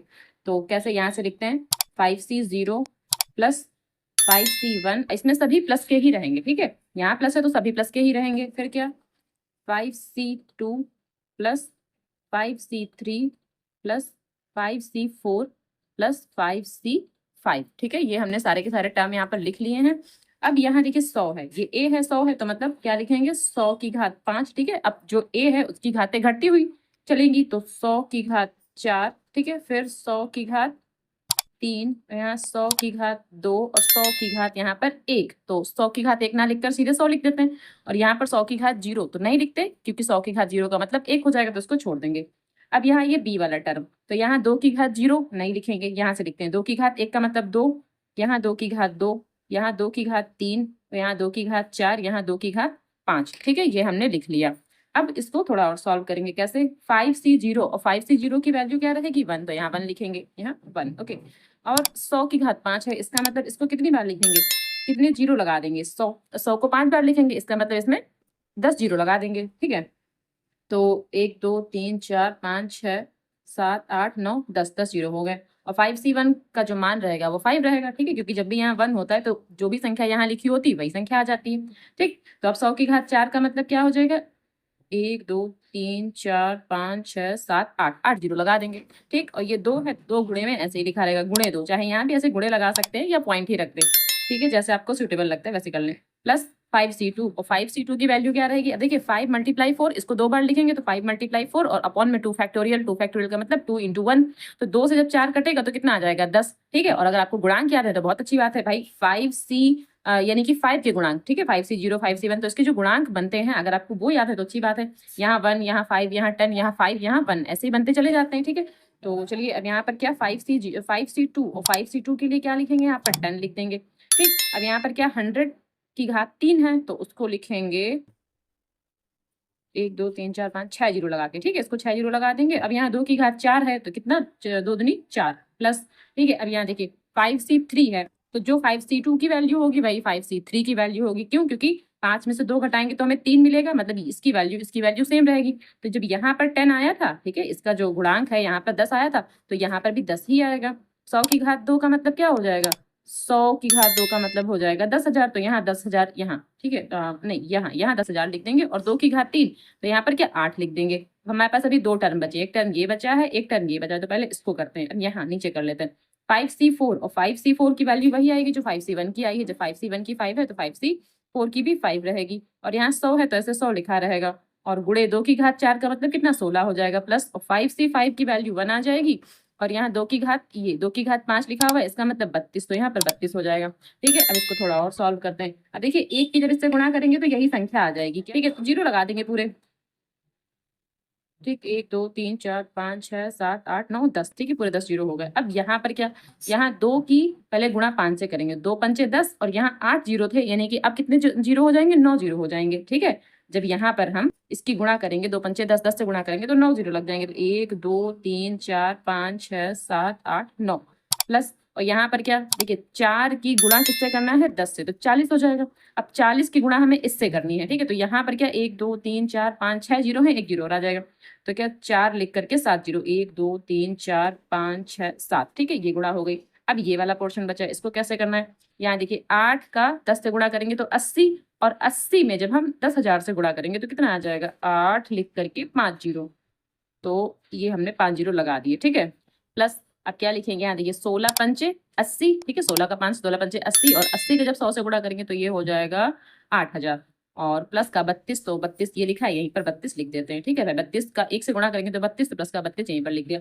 अब बस हमें इन सबको जोड़ना है और हमारा आंसर आ जाएगा। ठीक है, तो कैसे जोड़ेंगे, तो देखिए सबसे पहले यहाँ 32 है, पीछे की 2 संख्याएं लें, यहाँ पर पीछे की 2 संख्याएं, यहाँ 2 और यहाँ 2, तो कितना 32 लिख देंगे। पीछे की 2 संख्याएं और लेंगे, 32 ले लिया था तो अब 2 संख्याएं, और यहाँ कितना 80, और यहाँ ये 2 जीरो और लेंगे, यहाँ से ये 2 जीरो और ले लेंगे, और यहाँ से भी ये 2 जीरो और ले लेंगे। ठीक है, और यहाँ से भी ये हमें 2 जीरो और लेने हैं, ये वाले। ठीक, तो यहाँ 2 जीरो और लगा देंगे। अब ये वाला 80, ठीक है, ये वाला 80, और यहाँ पर भी 2 जीरो और ले लेंगे, और यहाँ के भी हमें 2 जीरो और लेने हैं, और यहाँ के भी हमें 2 जीरो और लेने हैं, तो यहाँ पर क्या हो जाएगा, 80 हो जाएगा। अच्छा, यहाँ मुझे 80 लिखना था। ओके, यहाँ भी 80 हो गया। अब ये बचा 40, तो यहाँ 2 जीरो और यहाँ के 2 जीरो और ले लेंगे, तो यहाँ हमने लिख दिया 40।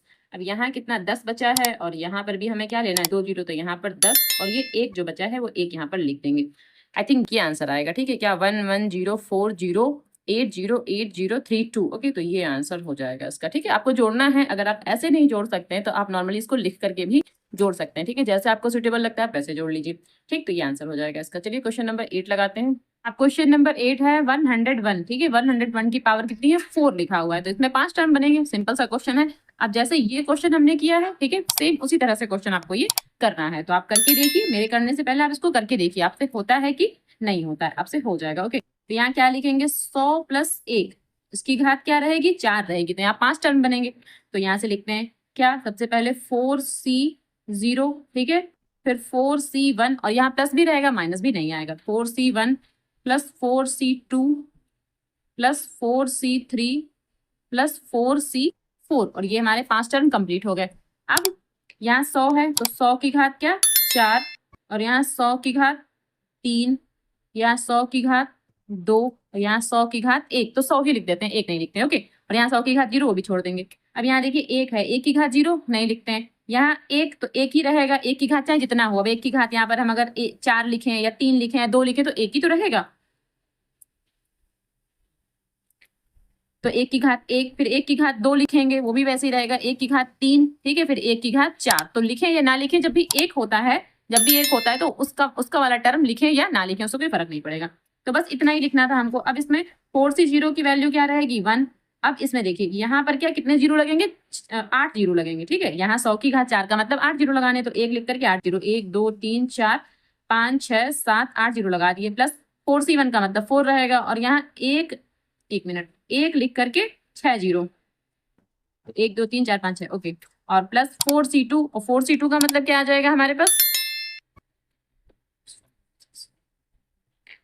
और 4C2 का मतलब क्या होगा, 6। ठीक है, तो 6, और यहाँ 100 है, तो 100 का स्क्वायर है, इसका मतलब यहाँ पर 4 जीरो, यानी कि 10,000। ठीक है, और 1 की घात 2, तो एक वाला टर्म लिखेंगे ही नहीं, प्लस, और यहाँ 4C3, तो जो 4C1 था वही 4C3 है, इसका मतलब यहाँ 4, तो फिर यहाँ भी 4, और यहाँ पर 100, ठीक है, प्लस 4C4 का मतलब क्या रहेगा, 1, और यहाँ 1 की घात 4 मतलब 1, तो उसको छोड़ देते हैं। ओके, अब यहाँ देखिए, यहाँ पर सबसे पहले 8 जीरो लगा लेते हैं, 1 2 3 4 5 6 7 8, प्लस यहाँ इसकी गुणा करते हैं क्या, 1 2 3 4 5 6, ठीक है, 4 लिख करके 6 जीरो, प्लस यहाँ 6 लिख करके 4 जीरो, 1 2 3 4, और यहाँ क्या 4 की 100 से गुणा 400, और यहाँ पर 1 हो जाएगा। अब इन सबको हमें जोड़ना है। देखिए पीछे जोड़ते हैं, 1 1 यहाँ पर 0 0 0 कवर हो गया, यानी कि पीछे से 1 हो गया। अब यहाँ दो दो अंक ले लेते हैं, यहाँ 40, फिर यहाँ 2 0, यहाँ 2 0, यहाँ 2 0, तो 40 लिख लेंगे।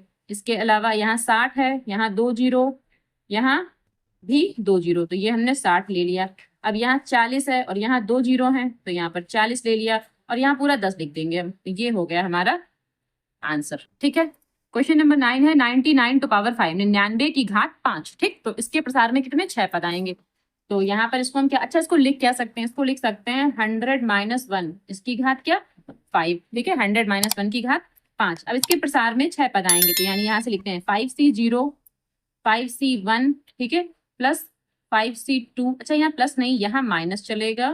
ठीक है, क्योंकि यहाँ माइनस है तो एक प्लस एक माइनस, एक प्लस एक माइनस ऐसे चलेगा, तो ये माइनस फिर यहाँ प्लस, तो 5c2 अब माइनस आएगा, 5c3 अब प्लस आएगा क्या 5c4 और लास्ट में माइनस आ जाएगा 5c5। ठीक है, क्योंकि यहाँ पर 5 है तो हमें 6 टर्म लेने थे, तो यहाँ प्लस, यहाँ माइनस, यहाँ प्लस, यहाँ माइनस, यहाँ प्लस, यहाँ माइनस। ठीक है, ये माइनस रहेगा। ओके, अब यहाँ 100 है तो 100 की घात क्या 5, यहाँ 100 की घात 4। ठीक है, 100 की घात 4 और यहाँ 100 की घात क्या 3 और यहाँ 100 की घात 2 और यहाँ 100 रहेगा और यहाँ 100 की घात 0 छोड़ देंगे। अब देखिए यहाँ 1 है तो 1 यहाँ कहीं नहीं लिखेंगे, क्योंकि जहां जहां पर हम 1 लिखेंगे वो हमारा क्या रहेगा 1 ही रहेगा, तो वो लिखेंगे नहीं। इसको सॉल्व करते हैं, 5 से 0 का मतलब क्या आ जाएगा 1। अब 100 की घात 5, इसका मतलब यहाँ पर 10 जीरो लगेंगे, 1 2 3 4 5 6 7 8 9 10 जीरो लगा लिए। माइनस 5c1 का मतलब 5 रहेगा। ठीक है, 5c1 का मतलब 5, क्योंकि nc1 का मतलब वही संख्या होती है। ठीक है, अगर हम कहीं पर भी समझिए, कहीं पर भी अगर हम nc1 1 है तो ये इसका आंसर, ये जो n है वही चीज आ जाएगा n। ठीक, तो यहाँ पर 5c1 का मतलब 5 रहेगा। अब 100 की घात कितना है 4, तो इसको लिखेंगे 8 जीरो लगा देंगे इसमें, 1 2 3 4 5 6 7 8। ठीक है, प्लस 5c2 और 5c2 का मतलब क्या रहेगा हमारे पास 10 रहेगा। ठीक है, 5c2 का मतलब 10, तो अगर आपको याद है तो ठीक है, नहीं याद है तो 5c2 का ऐसे कर लीजिए। यहाँ पर 2 है, इसका मतलब इसका मान कैसे लिखेंगे 5 और 4 दो बार लिखेंगे, एक एक कम करते हुए। ठीक है, 5 लिखा फिर 4 लिखा और 2 का फैक्टोरियल 2 गुणे 1 कट कर देंगे तो कितना आ जाएगा 5 दूनी 10, तो यहाँ पर क्या आ जाएगा इसकी वैल्यू 10। अब यहाँ 100 की घात 3, तो 1 2 3 4 5 6 6 जीरो लगा देंगे, 100 गुणे 100 गुणे 100 करके। ठीक है, माइनस अब यहाँ क्या 5c3। ठीक है, तो 5c3 का मतलब क्या, जो 5c2 का मान रहेगा वही 5c3 का रहेगा, क्योंकि 5 में अगर हम 2 घटाएंगे 3 आएगा, तो इन दोनों की वैल्यू सेम रहेगी। तो यहाँ 5c3। ठीक है, यहाँ पर भी क्या लेना है हमको 10 लेना है। ठीक है, यहाँ पर 10 था, फिर यहाँ पर भी हमको 10 लेना है। और यहाँ क्या 100 की घात 2, 100 की घात 2 का मतलब क्या हो जाएगा 10,000। ठीक है, 4 जीरो लग जाएंगे।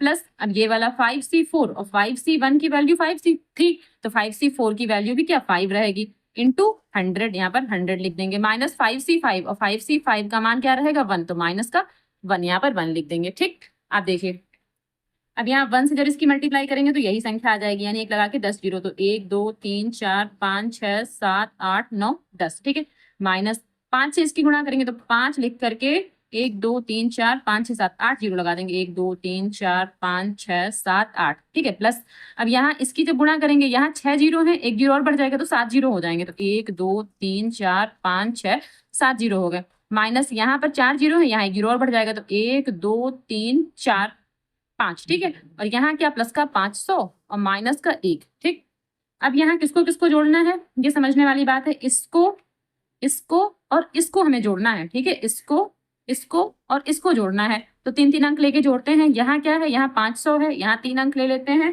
और यहाँ के 3 अंक, तो पहले इनको इनको इनको जोड़ रहे हैं, तो क्या आ गया हमारे पास 500। अच्छा, अगर आप ऐसे नहीं जोड़ सकते तो आप कहीं पर लिख कर भी इसको जोड़ सकते हैं। ठीक है, अब यहाँ क्या, यहाँ पर 1 2 3 4 5, यहाँ मैंने 5 अंक पूरे ले लिए हैं, यहाँ पर 1 2 3 4 5, यहाँ तक 5 अंक बन रहे हैं, तो ये पूरे अंक 5 मैंने लिए हैं, तो 1 2 3 4 5, यहाँ पर 1 2 3 4 5 5 अंक मैंने पूरे लिए थे। यहाँ बचा क्या, यहाँ सिर्फ 100 बचा, तो यहाँ 100 और लिख देंगे। मैंने इसको और इसको जोड़ दिया। ठीक है, आपको जैसे जोड़ना सूटेबल लगता है वैसे जोड़ सकते हैं। ओके, अब हमें क्या जोड़ना है, अब हमें इसको जोड़ना है। ठीक है, जिसके नीचे हम लाइन खींच रहे हैं, इसको और इसको जोड़ना है। क्यों, क्योंकि ये भी माइनस का है, ये भी हाँ ये भी माइनस का है, ये भी माइनस का है और ये भी माइनस का है, ये और तीनों ही माइनस के हैं, इसलिए ये भी जुड़ेंगे। ये और ये प्लस के थे इसलिए ये जुड़ गए। अब ये और ये माइनस के हैं इसलिए ये जुड़ेंगे आपस में। ठीक, तो अब देखिए माइनस यहाँ पर है। ठीक, सबसे पहले तो क्या जुड़ेगा 1 और यहाँ एक एक अंक लेते हैं 1 0 और 0, तो ये हो जाएगा माइनस का यहाँ से 1। उसके बाद 1 2 3 4 5 5 अंक लेना है तो 1 2 3 4 5, ठीक है। तो यहाँ से 1 2 3 4 5 यहाँ तक मैंने ले लिया। अब बचा 500, तो 500 और लिख देंगे। अब बस इन दोनों को आपस में घटाना है, आंसर आ जाएगा। चलिए घटा लेते हैं, लिख कर घटा लेते हैं, या फिर ऐसे ही घटा सकते हैं नॉर्मली। देखिए यहाँ से जब कैरी लेंगे तो यहाँ बनेगा 10, 10 में से 1 गया तो 9 बचेगा, फिर 9 में से 0 गया तो 9 बचेगा, यहाँ 4, 4 में 0 गया तो 4 बचेगा, ठीक है। यहाँ तक हो गया। अब यहाँ 0 में 0 घटाया तो 0 बचेगा, फिर 0 में 0 गया तो 0 बचेगा, और यहाँ 0 में 1 नहीं जाएगा, तो अब यहाँ से कैरी ले लेंगे। यहाँ कितना हो जाएगा 10, 10 में 1 घटाएंगे तो 9 बचेगा, ये 1 हमने घटा दिया। अब यहाँ 9, 9 में 0 गया तो 9। अब यहाँ क्या, अच्छा कैरी हमें यहाँ से लेना था, ओके यहाँ से नहीं कैरी, यहाँ से कैरी लेना था, तो यहाँ बचेंगे तो 0, 0 में 0 घटाएंगे तो 0 बचेगा, और यहाँ कितना, यहाँ 100 है, और यहाँ क्या है हमारे पास 5 है, ठीक है। तो अगर 100 में 5 घटाएंगे तो क्या आ जाएगा 95। तो बस ये हमारा आंसर हो जाएगा, ओके। तो यहाँ पर लिख देंगे आंसर, ठीक है। क्वेश्चन नंबर 10 है, द्विपद प्रमेय का प्रयोग करते हुए बताइए कौन सी संख्या बड़ी है। 1.1 की घात लगी हुई है 10,000, ठीक है। 1.1 की घात है 10,000 या फिर 1,000, तो इन दोनों में से कौन सी संख्या बड़ी है, ये द्विपद प्रमेय का प्रयोग करके हमको बताना, ठीक। तो सिंपल क्वेश्चन है, ज्यादा टफ है नहीं। अब देखिए यहाँ पर या तो ये, इसमें से कोई एक संख्या बड़ी होनी चाहिए, तो इसको हम क्या लिख सकते हैं, 1.1 की घात 10,000 को हम क्या लिख सकते हैं, 1 प्लस 0.1, ठीक है। 1 प्लस 0.1 की घात कितना 10,000, इसको ऐसे लिखा जा सकता है। अब अगर हम इसका प्रसार करेंगे, ठीक है, अब यहाँ पर 10,000 है, समझिए इसका मतलब 10,000 एक पद आएंगे, लेकिन हमको सारे पद लिखने की जरूरत नहीं है, क्योंकि 10,000 एक पद तो जाने कितनी ही जगह में आ जाएंगे, तो वो हमको पूरा नहीं लिखना है, ठीक है। हमको कुछ इसके 1-2 टर्म लिखने हैं, तो कैसे लिखेंगे, यहाँ पर लिखेंगे 10,000 C 0 से शुरू करेंगे, और यहाँ क्या, ये जो 1 है, ठीक है, 1 की घात क्या लिखेंगे 10,000, क्योंकि जो घातें हैं वो कैसी होंगी, घटती हुई चली जाएंगी। तो अब क्या लिखेंगे, अब यहाँ देखिए 0.1 है, तो क्या लिखेंगे 0.1, यहाँ 0.1 की घात 0 रहेगी, तो यहाँ तो नहीं लिखेंगे। प्लस अगला टर्म क्या होगा, अगला टर्म होगा 10,000 C1, ठीक है, 10,000 C1, और 1 की घात क्या रहेगा, अब यहाँ पर 10,000 था तो 1 कम कर देंगे तो 9,999, ठीक है, कि 9,999 हो जाएगा। अब यहाँ पर आएगा 0.1 की घात क्या आएगी, देखिए 0.1 है तो यहाँ 0.1 की घात 0, लेकिन यहाँ 0.1 की घात 1, ठीक है। प्लस अब इसके आगे हम टर्म नहीं लिखेंगे, हम लिख देंगे अन्य धनात्मक पद, क्या लिखेंगे, अन्य धनात्मक पद, इतना लिख देंगे, ठीक है, क्योंकि 10,000 पद नहीं लिख सकते कॉपी पेस्ट, इसको इतना लिखकर छोड़ेंगे। अब क्या करेंगे, देखिए यहाँ कोई भी टर्म हो, अगर यहाँ 0 है तो उसकी वैल्यू 1 आती है, तो यहाँ तो 1 आ जाएगा, और 1 की घात कुछ भी क्यों ना हो वो हमेशा 1 ही आता है, इसलिए यहाँ पर 1 आ जाएगा, ठीक है। इसका जो पूरा आएगा वो 1 इंटू 1 यानी 1 गुणे 1 आएगा। प्लस यहाँ से 1,000 C1, ठीक है, 1,000 C1 का जो आएगा वो 1,000 नहीं 10,000, ठीक है, यहाँ से क्या है 10,000, 10,000 C1 का 10,000 आएगा, क्योंकि अगर यहाँ 1 होता है तो यहाँ जो भी संख्या होती है वही संख्या लिखते हैं, यहाँ क्या आ जाएगा 10,000, यहाँ 10,000 आ जाएगा। 1 की घात कितनी हो, वहां 1, तो यहाँ पर 1 बन जाएगा, और यहाँ गुणे में कितना है 0.1, तो मैं गुणे लगा के फिर लगाती हूँ यहाँ पर, क्योंकि यहाँ ऑलरेडी 0.1 है, तो 0.1, और प्लस क्या, प्लस अन्य धनात्मक पद, तो अन्य धनात्मक पद, ठीक है, अन्य धनात्मक पद में और आगे चलते रहेंगे। अब यहाँ समझिए, यहाँ 1 गुणे 1 का मतलब 1, प्लस और यहाँ क्या है 10,000, और 10,000 की जब 1 से गुणा करेंगे तो क्या आ जाएगा 1,000, ठीक है, यहाँ क्या आ जाएगा 1,000, और प्लस क्या भाई पॉइंट है, तो देखिए पॉइंट यहाँ पर आ जाएगा, इसका मतलब क्या कि 1,000, और यहाँ प्लस अन्य धनात्मक पद, ठीक है, अन्य धनात्मक पद यहाँ ऐसे लिख देंगे। अब ये समझिए, इसमें जब 1 जोड़ेंगे, 1,000 में जब 1 जोड़ेंगे तो क्या आ जाएगा 1,001, ठीक है, 1,000 में ये वाला 1 जुड़ेगा, तो 1,001 प्लस अन्य धनात्मक पद, अन्य धनात्मक पद। अब ये बताइए, यहाँ तो 1,001 आ गया, इसी प्रकार और भी पद होते जो कि इसमें जुड़ जाते तो ये संख्या और बढ़ती, क्योंकि जोड़ ही रहे हैं, घटाना तो कहीं से है नहीं, तो ये संख्या और बढ़ती, आगे की ओर बढ़ती हुई जाती। 1,001 तो अभी से आया हुआ है, ठीक है भाई, 1,001 तो अभी से आया हुआ है, तो जब 1,001 अभी से आया हुआ है, ये तो अभी से 1,000 से ज्यादा है, तो इसका मतलब ये जो पूरा टर्म है, ठीक है, ये इसमें जितने भी टर्म होंगे वो सभी के सभी 1,000 से ज्यादा होंगे, सभी के सभी 1,000 से ज्यादा होंगे, इसलिए यहाँ पर ग्रेटर देन का निशान लगा देंगे और 1,000 लिख देंगे, ठीक है। अब यहाँ पर क्या लिखेंगे, इस पूरे का मतलब क्या था ये, तो यानी 1 पॉइंट, ठीक है, 1.1, और पूरे की घात 10,000 जो है वो बड़ा रहेगा 1,000 से, हमको ये ऐसे लिखना था, ये हो जाएगा आंसर, ठीक है। अब ये क्वेश्चन नंबर 11 है, a प्लस बी की घात 4 माइनस a माइनस बी की घात 4 का विस्तार कीजिए। तो इसका तो विस्तार करना है, इसके बाद इसका प्रयोग करके √3 प्लस √2 इसकी घात 4 माइनस √3 माइनस √2 इसकी घात 4 का मान ज्ञात कीजिए। इसका मतलब जो इसका हम आंसर निकालेंगे ना, उसमें हमें ये वैल्यूज पुट करना है, ठीक है। a की वैल्यू रहेगी √3 और b की वैल्यू रहेगी √2, ठीक है। तो इसका हमें करना नहीं है, सिर्फ इतने का हमें प्रसार करना है, और जो भी आंसर आएगा उसमें हमें a की जगह पर √3 रखना है और b की जगह पर √2 वैल्यू रखना है, ठीक। तो चलिए सॉल्व करते हैं इसको। अब देखिए ये चीज है, इसका हमें प्रसार करना है और इसकी वैल्यू हमें बाद में निकालनी है, ठीक है। तो यहाँ देखिए, यहाँ सबसे पहले इतने को सॉल्व करते हैं। a प्लस बी की घात 4, इसका मतलब इसमें 5 टर्म बनेंगे, ठीक। तो कैसे 5 टर्म बनेंगे? 4c0, ठीक है, 4c1, 4c2, ठीक है, और 4c3, और सभी के सभी यहाँ प्लस ही रहेंगे, कोई माइनस नहीं रहेगा क्योंकि यहाँ प्लस लगा हुआ है, ठीक है। और यहाँ 4c4, ये हो गया। अब यहाँ माइनस है तो हम माइनस यहाँ लगा देते हैं, ठीक है। ये जो माइनस लगा इसको यहाँ लगाते हैं और एक बड़ा ब्रैकेट लगाते हैं, ठीक है, क्योंकि माइनस लगा हुआ है, जब ब्रैकेट खुलेगा तो सारे माइनस प्लस चेंज होंगे आपस में। अब यहाँ क्या है, यहाँ a माइनस बी है, तो यहाँ एक माइनस एक प्लस ऐसे चलेगा, यानी पहला वाला प्लस फिर माइनस ऐसे चलेगा, लेकिन चलेगा सेम यही, क्या 4c0, ये तो प्लस का रहेगा, ये वाला माइनस हो जाएगा, 4c1 प्लस 4c2, अब माइनस 4c3, अब प्लस 4c4, ठीक है। ये ब्रैकेट बंद हो गया, ये लिखेंगे, उसके बाद माइनस लगाएंगे, फिर ये लिखेंगे, ओके। अब क्या, अब यहाँ देखिए, यहाँ a की घात क्या है, घटेंगी, तो a की घात 4, a की घात 3, a की घात 2, a की घात 1, और यहाँ a की घात 0 लिखेंगे ही नहीं। यहाँ b की घात 0 नहीं लिखेंगे, b की घात 1 यानी कि b, फिर b की घात 2, b की घात 3 और b की घात 4। सेम इसमें भी वही करना है, ठीक है। क्या, a की घात 4, a की घात 3, ठीक है, a की घात 2, a की घात 1 और a की घात 0 छोड़ देंगे, फिर b, तो b की घात 1, अच्छा यहाँ नहीं लिखना था b, ओके, यहाँ लिखना है b की घात 1, या फिर यहाँ 0 लिख सकते थे, ओके। तो b की घात 1, b की घात 2, b की घात 3 और b की घात क्या, 4 हो जाएगा।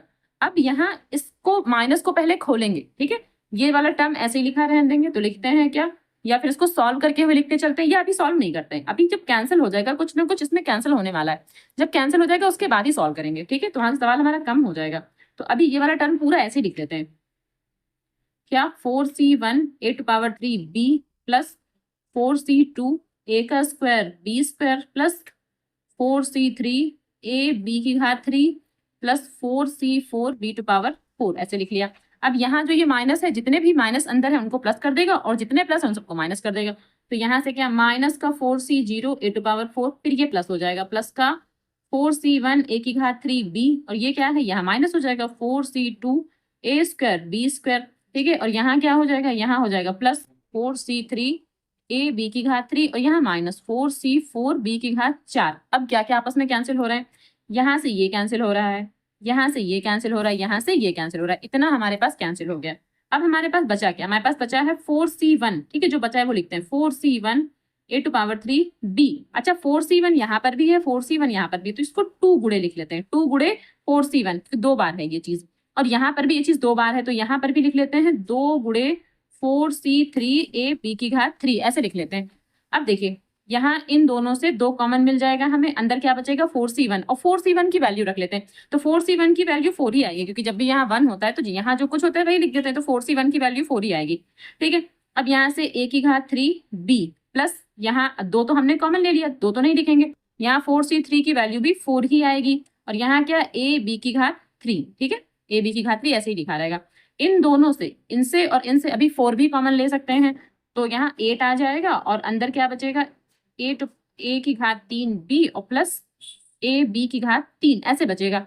या तो यहाँ पर आंसर छोड़ देंगे, ठीक है, या तो यहाँ आंसर छोड़ देंगे, या इसको एक स्टेप और बढ़ा सकते हैं, कैसे, इन दोनों से हमें a b यहाँ से भी और यहाँ से a b कॉमन मिल रहा है, तो 8ab, ठीक है, 8ab, भाई a b यहाँ से भी, a b यहाँ से भी, अंदर क्या बचेगा, यहाँ बचेगा a स्क्वायर और यहाँ बचेगा b स्क्वायर, तो या तो यहाँ पर आंसर छोड़ देंगे, ठीक है, दोनों ही सही है। अब हमें क्या बोला था कि इसका मान ज्ञात कीजिए, ठीक, हमें यही तो बोला था कि इसका मान ज्ञात करना है, तो कैसे, जहां जहां a है वहां वहां √3 और जहां जहां b है वहां वहां √2 हमें रखना है, ठीक। तो इसमें मान रखेंगे कैसे, कि a बराबर हमें लेना है √3 और b बराबर लेना है √2, और इसमें मान रखना है, किसमें मान रखना है, 8ab, तो यहाँ a square plus b square, इसमें हमें वैल्यू पुट करना है, तो कैसे, यहाँ यहाँ कर लेते हैं, 8 a की जगह √3 और b की जगह क्या, √2, तो ये √3 √2 हो गया, और a square plus b square, तो a स्क्वायर का मतलब है √3 का स्क्वायर और b यहाँ ऐसे लगाते हैं, और बी स्क्वायर का मतलब है √2 का स्क्वायर, ठीक है। अब यहाँ क्या 8 और यहाँ 3 और 2 ये आपस में गुणा करेंगे, लेकिन ब्रैकेट के अंदर ही, ब्रैकेट नहीं।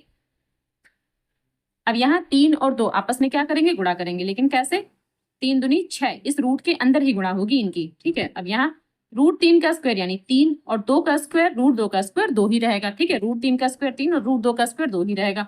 अब यहाँ से 8 √6 और 3 2 5, यहाँ गुणे में 5 लगा लेंगे। अब 8 5 40, यहाँ हो जाएगा 40 और जो √6 है ये ऐसे ही लिखा रहेगा। तो आंसर कुछ हमारा ऐसा आ रहा है 40 √6, ये आंसर हो जाएगा, ठीक है।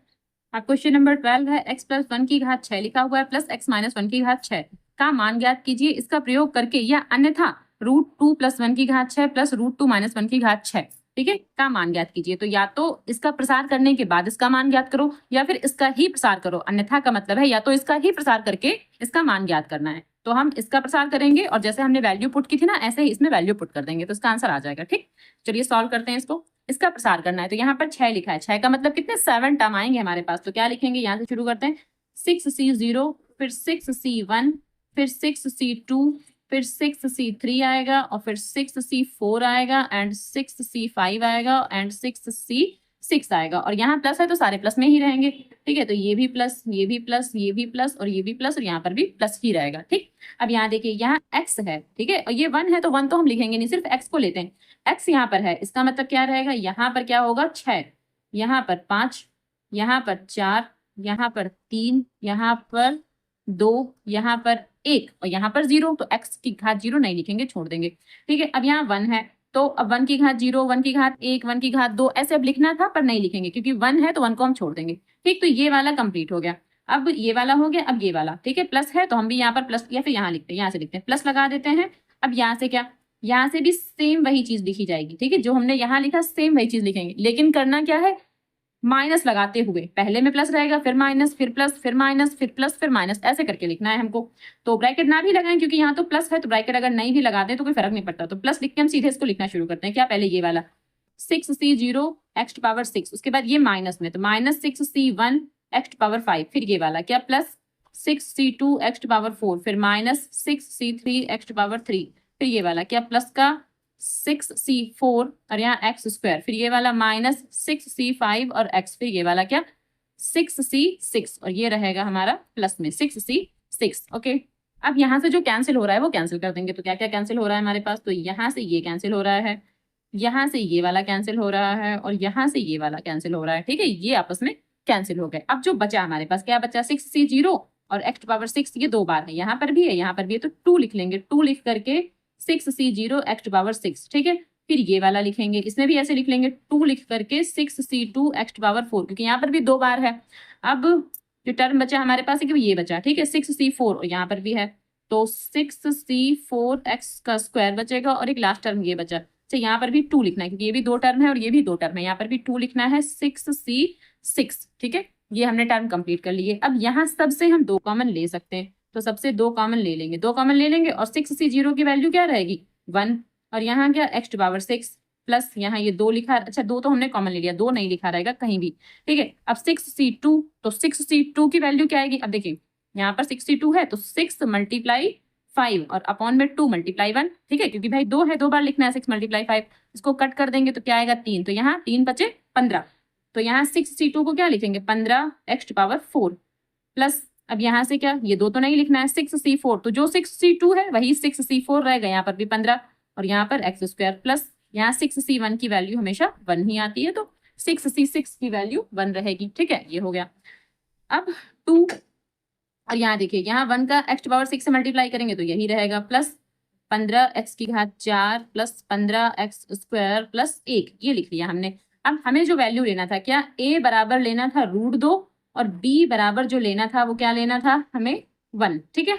तो देखिए यहाँ पर जहां जहां पर ये x है वहां वहां क्या लिखेंगे √2, तो यहाँ 2 लिखेंगे, और यहाँ क्या लिखेंगे √2, या इसको ऐसे लगाते हैं, √2 की घात कितना 6 प्लस 15, और यहाँ पर √2 की घात क्या 4 और प्लस 15, और यहाँ x की जगह फिर से यहाँ पर √2 और √2 की घात कितना 2 और प्लस में 1, ऐसे लिखना है हमको। अच्छा, ये भी एक आंसर आया होगा क्योंकि हमें इसका प्रसार करने को बोला था, तो प्रसार तो ये हो गया, तो ये भी एक आंसर आया होगा, ठीक है, ये लिख गया।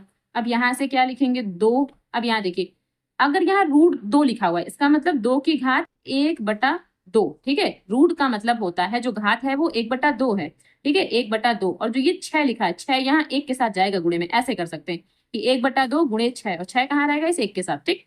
प्लस 15, इसको भी लिखते हैं कैसे, एक नहीं, पहले 2 लिखते हैं और 15 यहाँ लिखते हैं, या इसको पूरा मैं कट करके थोड़ा और साफ नीचे लिखती हूँ, ठीक है।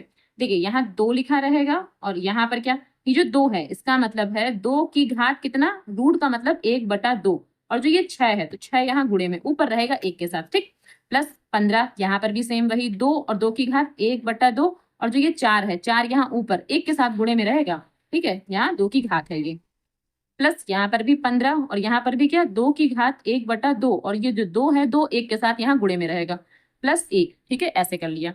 अब ये 2 लिखा रहेगा, अब यहाँ 2 3 6, तो 2 की घात 3, क्यों, क्योंकि 3 1 कम 3, नीचे तो कट हो गया।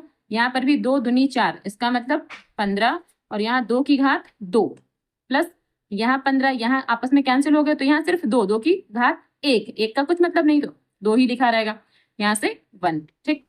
आप देखिए यहाँ 2, और यहाँ 2 की घात 3 का मतलब 8, ठीक है, और यहाँ 15, और यहाँ पर 2 दूनी 4, तो 15 चौके 60, यहाँ 60 हो जाएगा, और यहाँ 15 दूनी 30, और यहाँ 1, ठीक है, तो 60 और 30 90, 90 8 98, 98 और 1 99, तो 2 गुणे 99, तो 2 गुणे 99 का मतलब हो जाएगा 198, ठीक है। इसका आपस में गुणा कर देंगे तो ये आंसर आ जाएगा। तो इसकी सहायता से, ठीक है, इसकी सहायता से हमने इसमें वैल्यू पुट की और हमारा आंसर आया 199। तो एक आंसर ये रहेगा, ठीक है, और एक दूसरा आंसर ये रहेगा, ओके। अब क्वेश्चन नंबर 13 है, दिखाइए कि 9n+1 - 8n - 9, ठीक है, 9n+1 - 8n - 9 ये 64 से विभाज्य है, जहां n एक धन पूर्णांक है। तो n को हमें धन पूर्णांक मानते हुए ये बताना है कि संख्या 64 से विभाज्य होगी, तो इसमें हमें एक टर्म के, कांस्टेंट टर्म एक के मानना पड़ेगा, जो कि हमें भागफल के रूप में लेना पड़ेगा, ठीक। तो देखिए कैसे, जैसे हम ये पहले समझिए इसको, जैसे ये जो संख्या लिखी हुई है 9n+1 - 8n - 9, ये संख्या लिखी हुई है। अगर इसको हम 64 से भाग करें, अब 64 से विभाज्य बोला है, विभाज्य का मतलब है इसका शेषफल फिर 0 आ जाएगा, क्योंकि विभाज्य है तो शेषफल 0 आना ही चाहिए, तब तो विभाज्य कहा जाएगा, वरना विभाज्य नहीं कहा जाएगा। तो इसका मतलब ये है कि भागफल कुछ ना कुछ तो आएगा, उसको हम के मान लेंगे, और जब इसको पूरा पूरा भाग करेंगे तो यहाँ 0 आना चाहिए, ठीक। अच्छा, तो ये तो हो गई बात। अच्छा, इसको क्या बोलते हैं, इसको बोलते हैं भाज्य, ठीक है, इसको बोलते हैं भाज्य, इसको बोलते हैं भाजक, ठीक है, इसको बोलते हैं भाजक, और इसको बोलते हैं भागफल। ये सभी बच्चों को पता होगा। और ये हमारा क्या है, शेषफल। ये सभी बच्चों को पता है, सभी बच्चे जानते हैं, मैं ऐसे उम्मीद करती हूँ, ठीक है। अब हमें लिखना क्या है, देखिए, माना 64 को, ठीक है, 64 को 9n+1, यहाँ 1 है, -8n - 9 से भाग, ठीक है, करने पर भागफल के आता है। भाई हमने यही तो माना है कि भागफल हमारा के आता है, तो हमें लिखना पड़ेगा ये भागफल के आता है, के आता है, ठीक है। अब हमें सिद्ध क्या करना है, ये समझिए, सिद्ध क्या करना है। तो सिद्ध करना है हमें 9n+1 - 8n - 9 = क्या, 64k, ठीक है। जो भाज्य होता है वो इसके और इसके गुणनफल के बराबर ही तो होता है, जो भाज्य होता है, ठीक है, वो भाजक और भागफल के गुणनफल के बराबर होता है। इसका मतलब हमको ये प्रूफ करना है कि जो ये संख्या है ये इसके और इसके गुणनफल के बराबर है, तब तो ये भाज्य कहलाएगा, ठीक। तो ये हमें 64k प्रूफ करना है, लेफ्ट हैंड साइड लेके चलना है और 64k प्रूफ करके लेके आना है, ठीक है। आपको बात समझ में आई हमें क्या करना है। तो देखिए कैसे, जो लेफ्ट हैंड साइड है ये लेके चलेंगे, कैसे, लेफ्ट हैंड साइड, और लेफ्ट हैंड साइड में क्या है, 9 की घात n+1 - 8n - 9, ठीक, ये लिखेंगे। अब यहाँ देखिए, इसको हम क्या लिख सकते हैं, 9 की घात n गुणे 9, ठीक है, 9 की घात n और 9 की घात 1 दोनों को अलग अलग कर सकते हैं।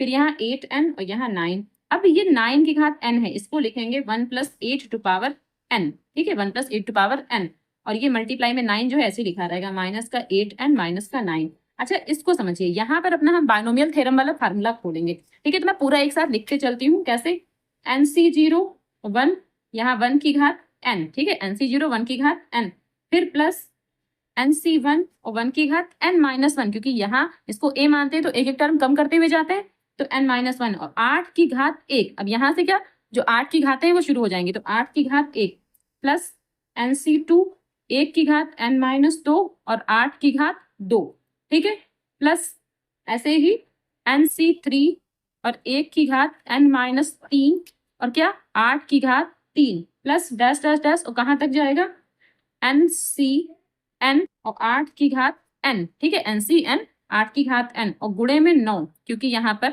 1 मिनट, यहाँ गुणे में 9, क्योंकि देखिए यहाँ पर 9 चल रहा है तो गुणे में 9 और इसको ऐसे एक ब्रैकेट बना लेते हैं, ठीक। और ये माइनस का 8 और माइनस का 9 बचा हुआ यहाँ लिखेंगे, माइनस का 8 एंड माइनस का 9 जो बचा हुआ पोर्शन था वो मैंने यहाँ पर लिख दिया है, ठीक है। अब NC 0 का मतलब 1, तो यहाँ 1 और यहाँ पर भी 1 ही रहेगा और यहाँ प्लस यहाँ NC 1 का मतलब क्या रहेगा n और यहाँ 1 की घात कुछ भी हो वो खत्म हो जाएगा, यहाँ 8 की घात 1 है तो इसका मतलब ये 8 ही लिखा रहेगा, ठीक है। प्लस NC2, अब NC2 को अभी ऐसे ही लिखा रहने देते हैं, ठीक है, NC2 और यहाँ 8 की घात 2 और 1 की घात कुछ भी हो वो खत्म तो 8 की घात 2 लिख देंगे और यहाँ से क्या प्लस NC3 एक और टर्म लिख लेते हैं और यहाँ पर 8 की घात 3 लिख देते हैं, 3 हो गया, ठीक है। प्लस डैश डैश डैश करके कहाँ तक लिखेंगे 1, ठीक है, प्लस 1, देखिए NCN का मतलब 1 हो जाएगा, यहाँ देखिए NCN का मतलब 1 हो जाएगा, ठीक है, 1 लिख दिया हमने और 8 की घात n, 8 की घात n अभी गुणे में ऐसे ही लिखा रहेगा और इसके बाहर ऐसे गुणे में 9 लिख देंगे, ठीक है, यहाँ पर इसके बाहर गुणे में 9 लिख देंगे, ये पूरा ब्रैकेट चल रहा है। अब यहाँ से क्या माइनस का 8n और माइनस का 9 ऐसे ही लिखा रहेगा। अब जो ये 9 है ये अंदर मल्टीप्लाई करेगा, ठीक है, जो ये 9 है ये अंदर मल्टीप्लाई करेगा तो क्या होगा 9 का मल्टीप्लाई अगर हम इससे करेंगे यहाँ कराएंगे तो क्या हो जाएगा 9, भाई 1 1 का मल्टीप्लाई 1 और जब इसकी मल्टीप्लाई कराएंगे तो यहाँ से क्या हो जाएगा 9 हो जाएगा प्लस और यहाँ क्या 9 8 72 तो 72 n हो जाएगा प्लस अब यहाँ जो ये NC2 है इसको भी ऐसे ही लिखा रहने देंगे क्या NC2 गुणे यहाँ 8 का स्क्वायर और यहाँ 9 भी लिख लेते हैं, ये वाला जो 9 है ये ऐसे ही लिख लेते हैं, यहाँ NC3, ठीक है, तो यहाँ 8 की घात 3 और यहाँ पर क्या 9, ये 9 वाला जो है इसने सबसे अंदर मल्टीप्लाई कर ली, ठीक है। प्लस 1 मिनट प्लस लगा के डैश डैश डैश और प्लस यहाँ पर क्या यहाँ प्लस लगाते हैं, प्लस लगा के 8 की घात n और यहाँ पर भी 9 लिख देंगे, ठीक है। अब यहाँ ये तो हो गया हमारा इतना, ठीक है, इतना हो गया।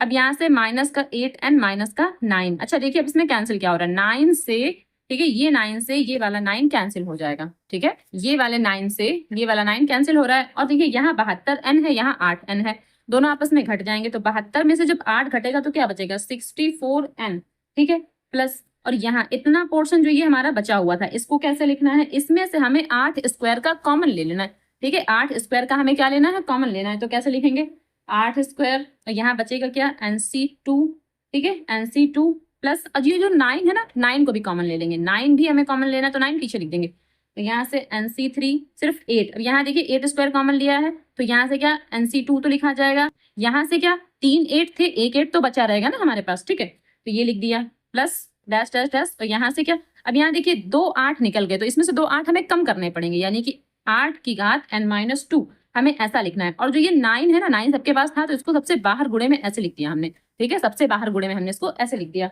अब क्या करेंगे, अब देखिए यहाँ ये 64 है और 8 स्क्वायर ये भी 64 ही तो है, 8 का स्क्वायर मतलब 64, तो यहाँ से और यहाँ से 64 कॉमन ले लेंगे, क्या ले लेंगे 64, ठीक है, कॉमन ले लेंगे तो अंदर क्या यहाँ सिर्फ n बचेगा और यहाँ क्या बचेगा यहाँ NC2, ठीक है, ये और ये कॉमन हो गया तो यहाँ NC2, यहाँ NC3 और यहाँ 8, ये वाला 8 अभी बचा हुआ है, ठीक है, plus dash dash dash plus 8 की घात n-2, ठीक है, और यहाँ पर क्या 9, ये हमारा 9 अभी गुणे में चल रहा है वो यहाँ से चल रहा है 9, ठीक है, ऐसे बराबर। अब देखिए जो ये पूरा टर्म है इतना, ठीक है, जो ये इतना पूरा टर्म है कितना यहाँ जितना भी ये ब्रैकेट के अंदर टर्म है इसको हम एक कांस्टेंट टर्म k मान लेंगे, ठीक है, इसको हम क्या मानेंगे एक कांस्टेंट टर्म k मान लेंगे, ठीक। तो अब क्या लिखेंगे यहाँ पर 64k, ये हमारा आ गया राइट हैंड साइड और थोड़ी सी जगह यहाँ पर कम है, मैं आपको बता दे रही हूँ क्या लिखना है, देखिए यहाँ पर हमको क्या लिखना है जहां, ठीक है, जहां k बराबर और आपको ये पूरा ब्रैकेट लिखना है, ठीक है, जहां k बराबर और आपको ये पूरा ब्रैकेट लिखना है, हालांकि यहाँ आ नहीं पाएगा, मुझे नहीं लग रहा आ पाएगा, फिर भी मैं कोशिश कर लेती हूँ, n पे प्लस ब्रैकेट लगाएंगे NC2 फिर यहाँ से लिखेंगे plus NC3 plus dash dash dash plus 8 n-2 और ब्रैकेट लगा के 9 और ये कंप्लीट हो गया, ठीक है, बस इतना और लिखना था यहाँ साइड में, ठीक है। तो ये क्वेश्चन इस तरह से करना था। अब अगर आपको ये अच्छे से क्लियरली समझ में नहीं आया तो इसको आप एक दो बार और देखिए, ठीक है, ये आपको बहुत अच्छे से क्लियरली समझ में आ जाएगा क्योंकि इस क्वेश्चन में ज्यादा कुछ था नहीं, हमें सिंपली इसको प्रूफ करके दिखाना था। ओके, तो चलिए अगला क्वेश्चन देख लेते हैं क्या है। क्वेश्चन नंबर 14 है, सिद्ध कीजिए कि sigma of r is equal to 0 से लेकर n तक 3 to power r n C r is equal to 4 to power n।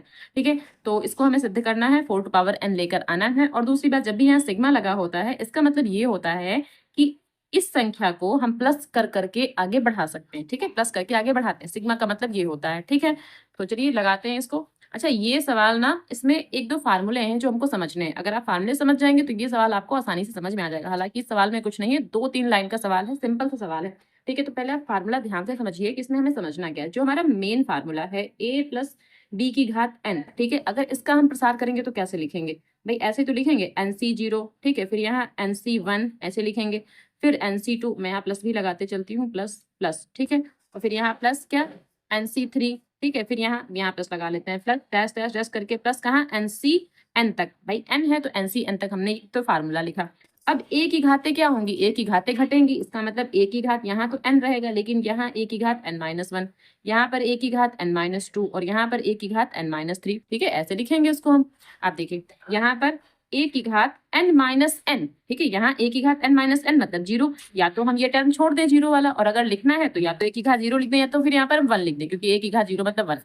अब यहाँ b की घातें, तो b की घातें क्या होंगी? यहाँ 0 से शुरू हो जाएंगी, यानी b की घात 0। ठीक है, b की घात 0, b की घात 1, b की घात 2, b की घात 3। ठीक है, अब यहाँ पर b की घात n। ठीक है, लास्ट टर्म जो हमारा आएगा वो b की घात n आएगा। जैसे यहाँ पहला टर्म n होता है a की घात में, इसी प्रकार ये जो लास्ट टर्म होता है ना b की घात में, यहाँ n होता है और पहला टर्म 0 होता है। ठीक, तो ये चीज आपको पहले से ही पता है। अब इसको NC0 अभी हम ऐसे ही लिखा रहने देते हैं। ठीक है, यहाँ समझिए NC0 ऐसे लिखा रहेगा, a टू पावर n लिख देते हैं और b की घात 0 को हटा देते हैं। नॉर्मली हम यहाँ पर 1 लिख सकते हैं, पर हम लिखेंगे नहीं। ठीक है, छोड़ रहे हैं उसको, हम स्किप कर रहे हैं। यहाँ NC1 लिख देंगे और ये a की घात n-1 और ये b लिखेंगे। ठीक है, प्लस यहाँ क्या, NC2 और a की घात n-2 b²। ठीक है, प्लस NC3 और a to power n-3 b to power 3 और प्लस डैश डैश डैश करके, कहाँ मैं यही लिख देती हूँ, प्लस NCn और a की घात 0 का मतलब क्या हो जाएगा, 1। तो 1 हम छोड़ रहे हैं, नॉर्मली हम b की घात n लिख दे रहे हैं। ठीक है, ये हो गया। तो अगर आपको ये चीज समझ में आई तो ये आपको पहले से ही पता है।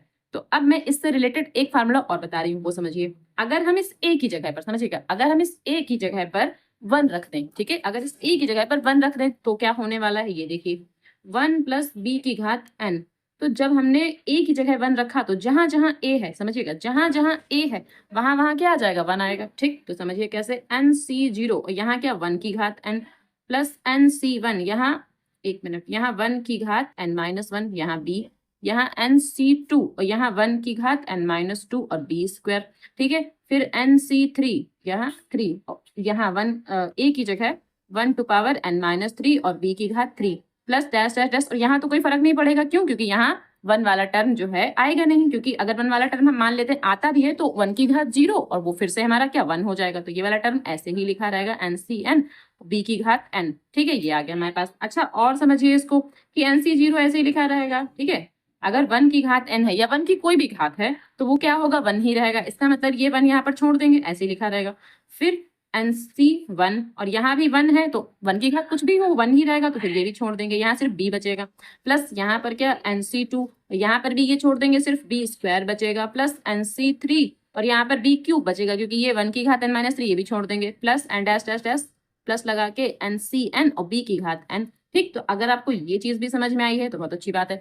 अब इसी से रिलेटेड मैं एक और फार्मूला आपको बता रही हूँ। अब यहाँ समझिए, 1 प्लस, अब यहाँ b की जगह अगर कोई संख्या हो, ठीक है, समझिए, जैसे b की जगह अगर कोई संख्या हो तो क्या फर्क पड़ेगा, जहां जहां b है, जहां जहां b है वहां वहां वो संख्या आएगी। सीधी सी बात है ना, कि जहां जहां b है वहां वहां वो संख्या आ जाएगी, दैट्स इट।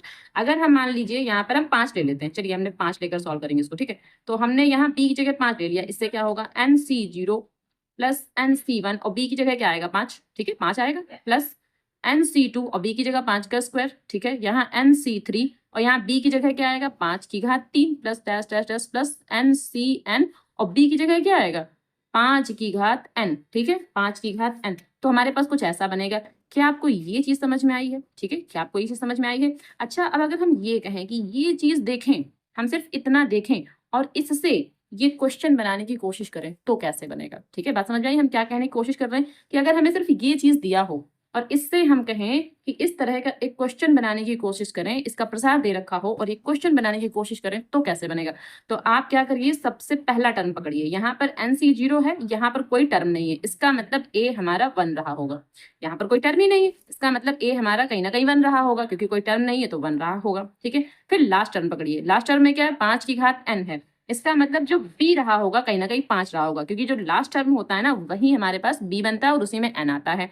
ठीक, वही हमारे पास B बनता है उसी में। और मान लीजिए अगर यहाँ पर B की घात n होता, इसका मतलब वो A कहलाता। ठीक, क्योंकि यहाँ पर जब n आता है तो वो पहला टर्म होता है, अगर किसी की घात n है तो वो पहला टर्म है, लेकिन यहाँ लास्ट में आया है तो इसका मतलब वो B रहा होगा। तो A हमारे पास ये है, B हमारे पास ये है, पावर कितनी है, n है। तो बस अब बना लेंगे फटाक से क्या, A प्लस B की घात n, तो फार्मूला हम क्या बनाएंगे, 1 प्लस 5 की घात n, ऐसे बना लेंगे। अगर आपको ये चीज समझ में आई है तो ये सवाल आपको समझ में आने वाला है। ठीक है, तो देखिए कैसे है ये सवाल। अब यहाँ सवाल समझिए, हमें क्या दे रखा है, r टू पावर 0 यहाँ n तक। ठीक है, 3 टू पावर r NCR बराबर हमें ये प्रूफ करके लाना है। तो देखिए अब मैं आपको ये सवाल समझाती हूँ। अब ये तो आपके लिए बेसिक जानकारी थी, क्योंकि ये सवाल बच्चे थोड़ा कम ही समझ पाते हैं, इसलिए मैंने बेसिक जानकारी आपको दे दी कि हमें चीजें करनी कैसे हैं। ठीक है, अब यहाँ 3 टू पावर r NCR हमें क्या प्रूफ करना है, ये हमें प्रूफ करना है। ठीक, तो लेफ्ट हैंड साइड जो हमारा ये है, अब इसमें हमें रखना क्या है, r बराबर 0 1 2 3 एंड डैश डैश डैश कहाँ n तक रखना है। क्यों, क्योंकि उन्होंने कहा है कि r का मान 0 से लेकर n तक रखना है, तो हम अपना वही मान रखेंगे। तो इसमें मान रखेंगे, इसमें इतने में मान रखेंगे। ठीक है, तो कैसे रखेंगे, देखिए यहाँ NCR है तो सबसे पहले 0 रखेंगे, क्या NC 0, और यहाँ 3 की घात r मतलब 3 की घात 0। ठीक है, इसको पीछे लिख देंगे, इसको आगे लिख देंगे, इससे कोई फर्क नहीं पड़ेगा। फिर यहाँ NC1, क्योंकि अब हमें 1 लेना है, तो यहाँ पर 3 की घात कितना हो जाएगा 1, प्लस NC2 और 3 की घात क्या हो जाएगा 2, प्लस NC3 और 3 की घात 3 मुझे यहाँ लिखना था, आई थिंक मैंने 3 नहीं लिखा। ओके, तो 3 की घात 3 plus and dash dash dash plus क्या NCN। ठीक है, यहाँ पर NCN लिखना है और 3 की घात क्या n, 3 की घात n। ठीक है, ये हमने लिख दिया, हमने इससे एक मामला बनाया। अब इससे क्या होगा, NC 0 ऐसे लिखा रहेगा, 3 की घात 0 मतलब 1, तो 1 लिखेंगे नहीं, छोड़ देंगे। यहाँ NC1 और 3 की घात 1 का मतलब 3 लिखा रहेगा। ठीक है, यहाँ NC2 और 3 की घात 2 प्लस NC3 और 3 की घात 3। ठीक है, 3 की घात 3 ये ऐसे ही लिखा रहेगा, plus dash dash dash plus NCN और 3 की घात n। अब हम कहें इससे एक फार्मूला बनाओ, इससे एक फार्मूला बनाओ, तो क्या करो, पहला टर्म पकड़ो। पहला टर्म क्या, हमारे पास 1 है, क्योंकि यहाँ कोई टर्म ही नहीं, इसका मतलब A हमारा 1 रहा होगा, दैट्स इट, सीधी सी बात है भाई। अब यहाँ देखो, यहाँ क्या 3 की घात n है। ठीक है, लास्ट टर्म पकड़ो, 3 की घात n है, मतलब जो B है हमारा वो 3 रहा होगा। क्यों, क्योंकि जो हमारा ये n है वो तो हमारा प्रसार होगा, n टर्म्स तक तो हमारा प्रसार होगा, क्योंकि उन्होंने n तो हमें दे ही रखा है। ठीक है, तो B यहाँ पर है। अब बना दो फार्मूला, क्या A plus B to power n, तो सीधी सी बात है, हमें क्या बनाना था, 1 प्लस 3 टू पावर n। ठीक है, तो 1 और 3 मिला के क्या हो जाएगा 4, 4 की घात n। देखिए प्रूफ हो गया हमारा। ठीक है, तो क्वेश्चन सिंपल था, आपको चीजें समझनी थी कि ये हो कैसे रहा है, चीजें हो कैसे रही, आपको ये समझना था। तो ये हमारा आ गया राइट हैंड साइड, हम लेफ्ट हैंड साइड लेकर चले थे, हमारा राइट हैंड साइड आ गया, हमारा प्रूफ हो गया। ओके, तो कुछ ये यहाँ तक कंप्लीट हो चुका है। ठीक है, और आपको अगर इसमें कोई भी चीज नहीं समझ में आ रही है या आपको समझने में दिक्कत आ रही है तो आप हमें कमेंट करके बताइए, हम आपको और अच्छे से उसको समझाने की कोशिश करेंगे। ठीक है।